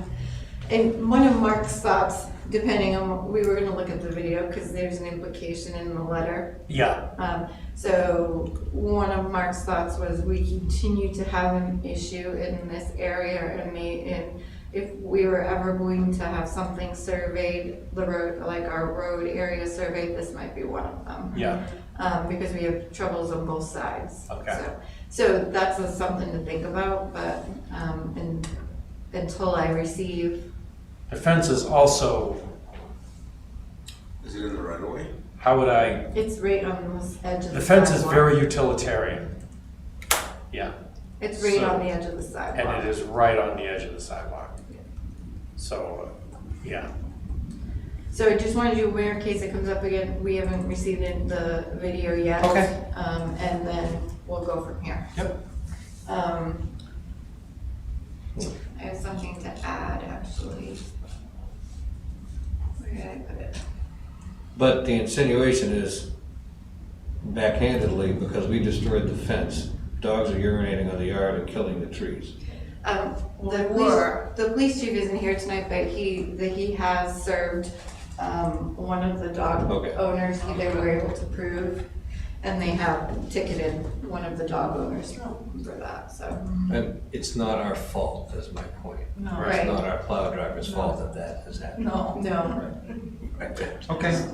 There, sorry, I opened up the. Unless it's his dog. There's always a what if, isn't it? Where did I put it? I know. I have two last things. Every once in a while, I'll pick up something from Facebook that I didn't see the comment earlier, but this one was a huge thank you to Shannon Bergeron. She's our shared administrative assistant. Even though most of the staff was in training and you appeared to be solo, you went out of your way to help 2 realtors do some research. Thank you again for representing your community with a friendly smile and a positive attitude. So that was one of the posts on, I think, one of our recognition posts. So I took a screenshot and I thought that was a nice comment. Awesome. I also noticed an article today from Tom Caldwell. And I wanted to mention it because I can't share it on the screen, sorry, but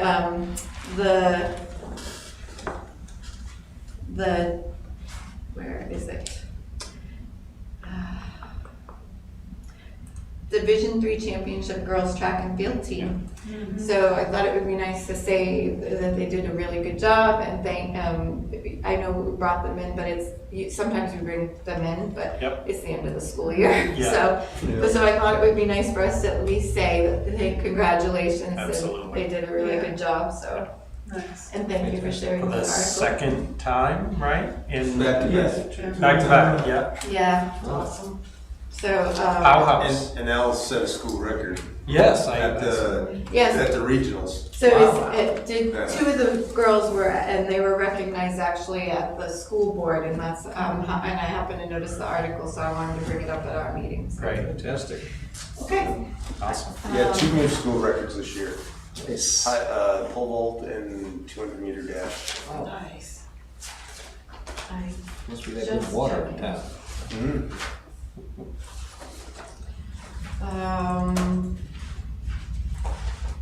Is it this fence? I think that's it. On this street? No, it's, Second Street? Is it a different Second Street? yeah, it's this. It's right along the edge of the, oh, no, sorry, it's this one, these trees. They could gone. Yeah. Are you all set? I'm all set. Okay, selectmen items, Les? Start with someone else. Okay. Carol? I will be on vacation out of the state. We're going up to Canada with a trailer from July 9th through August 10th. So Okay. 4 weeks. Good for you. 4 weeks. That is a vacation. Well, Diana, since I've abandoned her. I was gonna say, house must not be in session. No, it's not, right. So you'll just miss, well, you'll miss the July 20th and August 3rd meeting. Yeah. And maybe the wastewater tours. Oh, that's right. More than 4 hours. No, wait, no, because you can go next week. A Probably give the tour. Yeah, but to some degree, right. Can't you do that virtually? Yeah. Oh, I can take you along on the boat. I wouldn't get any smell though. You could tell by my face. These things are kind of peripherally related to Yep. Bristol, but a couple of complaints came to John Sellers and I from constituents. And we talked to DOT today, in fact.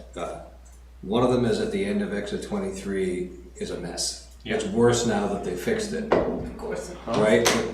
Where you come off the exit 27. Oh, Yeah, Yes. Right, Yeah, so instead of these cars getting out of your vision, now they're Yeah. in your way when you're trying to look down. I wrote to DOT as soon as they did that. I'm like, this is ridiculous. So if anybody does have any complaints about that, send them on to John Sellers and or myself, because we've made a couple of recommendations to DOT.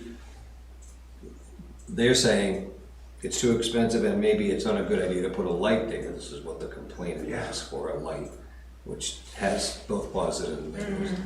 That's If they have to reconstruct and build more lanes, it could be part of the 10-year plan. Could you keep a straight face and just like that? But we suggested maybe the temporary lights that they're gonna put up for bridge construction, maybe they could work something out there as a trial. As a trial. Or could you put an officer there on the the super busy nights? And they said, well, we don't like putting officers in the middle of the street anymore, which is, Yeah. they're gonna look into it anyway. So nothing's gonna happen immediately, but I think it's valid. Can I add something on the DOT real quick? So we received a letter today that the uncontrolled crosswalks were being eliminated because we didn't respond to something. So I called immediately and said, I can't respond to something I didn't receive. They said that the reason they were being eliminated, we had till May 1st to respond, and they were going to be doing a project. We've been told the paving project was put on hold because of the water sewer project. And this gentleman said he didn't know that, they didn't tell him that. So I'm waiting for a response from another person from DOT to tell me what the project schedule is, and by Monday, we'll submit something about, so we don't lose our uncontrolled sidewalks. They were gonna take out all three of them? Oh, no, Five. there's like 5. I think it was 5, I'm like, Well, what the yeah, heck? it's the two on 3A, to cross 3A. And then Yeah, there's there's the one this by one. So this Yeah, one this here. one.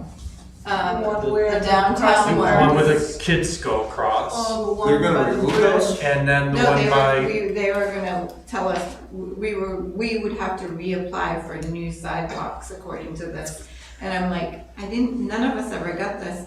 They said because of people who changing staff, they can't tell me if it was sent to the town administrator, the police department, or highway department. Well, I reached out to everybody to check, and nobody's claiming they received it, but it would have been 1, 2, 3, 4, 5 of them. Let me know if that's the slightest problem. So, If it doesn't get resolved. and I just got an email from someone from DOT that they forgot to send out the letter. So I'm not sure if he meant that he forgot to send out the letter to the town, or if he forgot to notify this person that they weren't doing the project, and not to take it away from us, so I'm waiting to find that out. So, but just in case anybody else, you hear it comes this way, we're trying to straighten it out, so.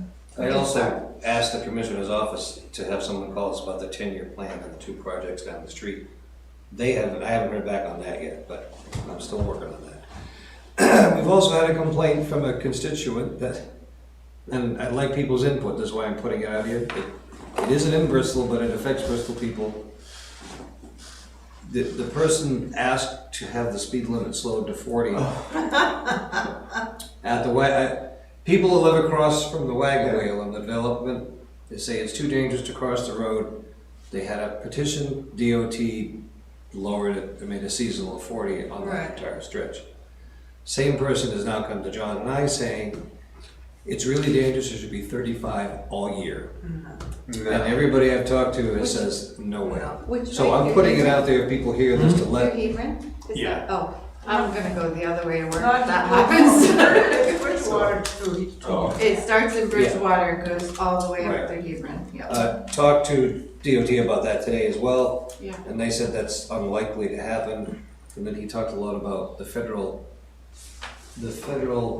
requirements for speed limits. Doesn't have a 45, it's got a 55 and a 35, and maybe a 45 would work, but So we go to 55? well, that's what more people would say.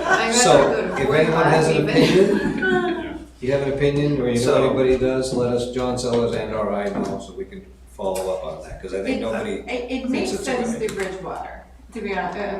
When you come out of Bridgewater, it makes sense, or even by the new fence, because there's a ton of people always walking. But as you get further out, the corners, and as you get closer to Hebron, I didn't understand. I don't see it either. I didn't see it after that. I don't like it at all. I know some I drive it every day.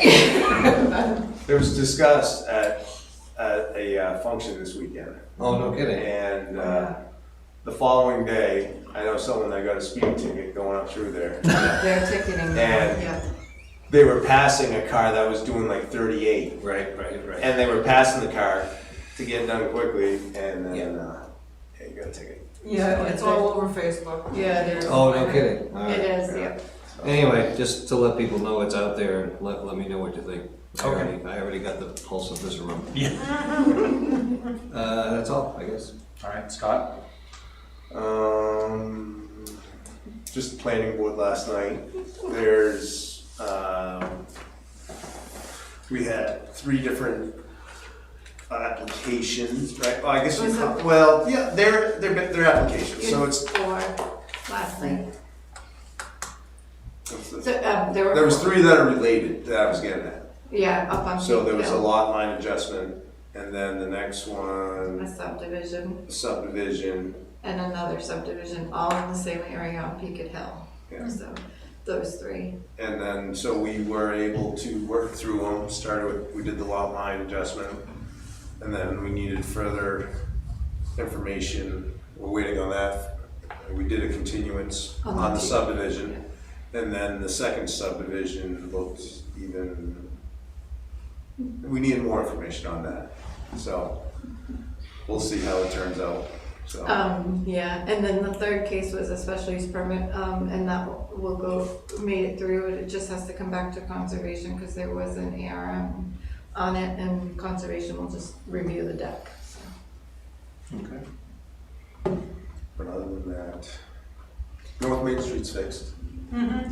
How'd the committee make out planning board? I mean, considering it's kind of all new people, sort of. Oh, and there's some literature for we're working on a steep slopes mapping. Yeah. There's a grant that NLRA got that is gonna do work for, well, they've offered to do some work for the town. In that group where the town is redoing the steep slopes ordinance, planning board is, and so NLRA, the group that is resilience planning, my former planner, Liz, she's gonna come in and and help do some of the work on the steep slopes, including a steep slopes mapping layer, so that it can make it easier to see when, for the staff, when it's 15, if it doesn't change. Right now, the rule is 15% slope and 10,000 square feet of disturbance together. If the rule changes, then it will all be on that, hopefully. So.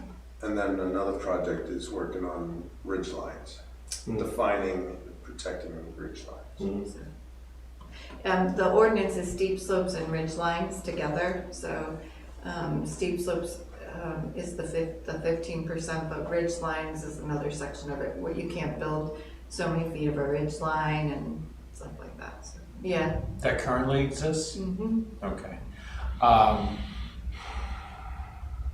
When you said 15% and 10,000 square feet, So if it's on a 15% slope or greater and has 10,000 square feet or more disturbance, including what you take out and what you put back in, it's all counts, then you have to have a conditional use permit. And follow the steep slopes rules. but if I can keep it under 15%, we're all good. And then between now and the end of the year, and, Yeah, in case they change it, so. Yeah. But, okay, good to know, thanks. All right. Les? The only thing I have is Kelly Park Committee met the other night and they wanted, was asked, can we put maple trees back? Yeah, I was talking with, Dorcas has mentioned that to me a couple times now. Once Tuesday night at the Historic District meeting. Yeah, what was the question? Is it okay, would maple trees be a good replacement too? Yeah, the perfect replacement for the site, and they're hardy, and I just said, make sure that they're not non-native varieties. And then So you don't want the Norway or, there's a couple others, but just any of the sugar, yeah. It's a pretty hardy tree, and it's pretty good at compartmentalizing damage, which is good. Which is what you need. Well, and then the stumps, they want to see ground out of there. I know Scott Doucette was looking into getting someone in. He wasn't having a lot of luck, but I passed that off to Mark too. So, yeah, could we rent one and ask the highway department to do it? You could rent one, Ready Equipment had one, Yeah. and it wasn't very expensive. Yeah. But, yeah, I mean, we certainly could do that. Yeah. I can check with Mark, I have to meet with Mark on Monday, so I can ask Mark if that's something they feel comfortable doing. Yeah, they did a great job. I don't want to steal your No, thunder, but that's they okay. did a great job of doing the chips. Yeah, Playground. pulling some of the old chips out and putting in new chips, but then they did it quick. Yeah. It was good. So yeah, that was the update from Kelly Park. All right. I only have one, we met, Historic District met the other night. Nothing in terms of new business. There was a question regarding what constitutes a sign. Does lettering on a door constitute a sign? And then there was also, there was a conflict in language, and thankfully Dorcas remembered, but there was, the form that the town was using still had old language which talked about, A COA for a sign? yes. Certificate of approval. Certificate of approval, and basically that the Historic District Committee would have to approve every sign that came up, and that took like a 2-month lead time. And the short of it is that somewhere along the line that was changed, but it was never changed on the form. So they have someone looking at a new business and looking like it was gonna take 2 to 3 months to get a sign approval.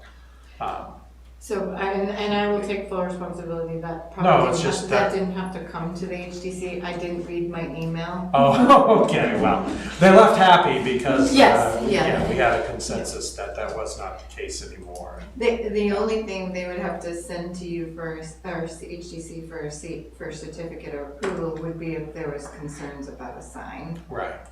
If it was some slogan or something that they couldn't generally approve.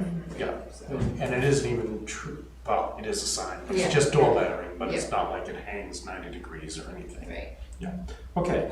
And just some general conversation about the makeup of the committee and doing some 79E training for the public to continue to get that information out. 79E is the tax deferral, revitalization, blah, blah, blah, something or other. Basically, the deferral of the full tax implication when you do renovations to the buildings in the historic district. And if they can also, so it would be beneficial if we did more education, because if they can prove that they're on the historical register in another area and it has historical benefit, they could also potentially take advantage of that. Okay, good. Yeah, and then the only other thing I have is I owe an apology to our wonderful media director. I think the last two times I've said hi to him, I've called him by the wrong name. So I do apologize for that. It was brought to my, but sorry, I do apologize. Thank you for everything you do. For some reason I have one of the more difficult 4-letter names. Yeah. I just really thought he was a Cole for those couple of times, but I do appreciate it. Thank you. Still getting your paycheck though. Yeah. That's awesome. But I did want to say sorry for that. Public comment. Mine is the same thing up here. I don't know, 1 or 2 people working out there during the course of the day don't amount to. It seems a little slow, doesn't it? Little slow. Oh, safety building. Just thinking the same thing. Yeah. It's far more than a little slow. They must have a timeline in their contract. They do. How far behind that are they? They don't have a construction timeline. We They have a deadline. A deadline. That Yeah. they're supposed to. They don't have a construction timeline? Not a construction schedule, it's supposed to be given to the Public Safety Building Committee at the next meeting. We've asked for the last 2 meetings. Somebody and it dropped the wasn't ball on that ready one. yet, so. Yeah. So we should have something more definitive at the June 22nd meeting. They do have a deadline that they're supposed to finish the whole project, but When's that? figured you'd Yeah, ask. it's supposed to be a public safety building, not a retirement center. I appreciate that. For the fire, right. For the, no, I'm yeah. not laughing. Okay. Tom? Just to reiterate a little bit what I was saying earlier, I think, The fees. you know, I'd like to see holding the line on fees, because we've got the public safety building, we've got the sewer project, we've got revaluation, we've got all these increases that people are paying, and I think anything you can do to hold back on fee increases right now, again, apart from enforcement, I think that's important. But Okay. on basic fees, I think should be kind of holding the line. Okay, thank you. Chief, do you have any public comments? No, I don't think so. All right, I'll entertain a motion to go into non-public session pursuant to NHRSA 91A32A, B, C, and D. So moved. Moved by Scott, seconded by Carol. Roll call vote, Carol? So you guys, aye. Scott? Aye. Aye from me? Aye. Aye from Les.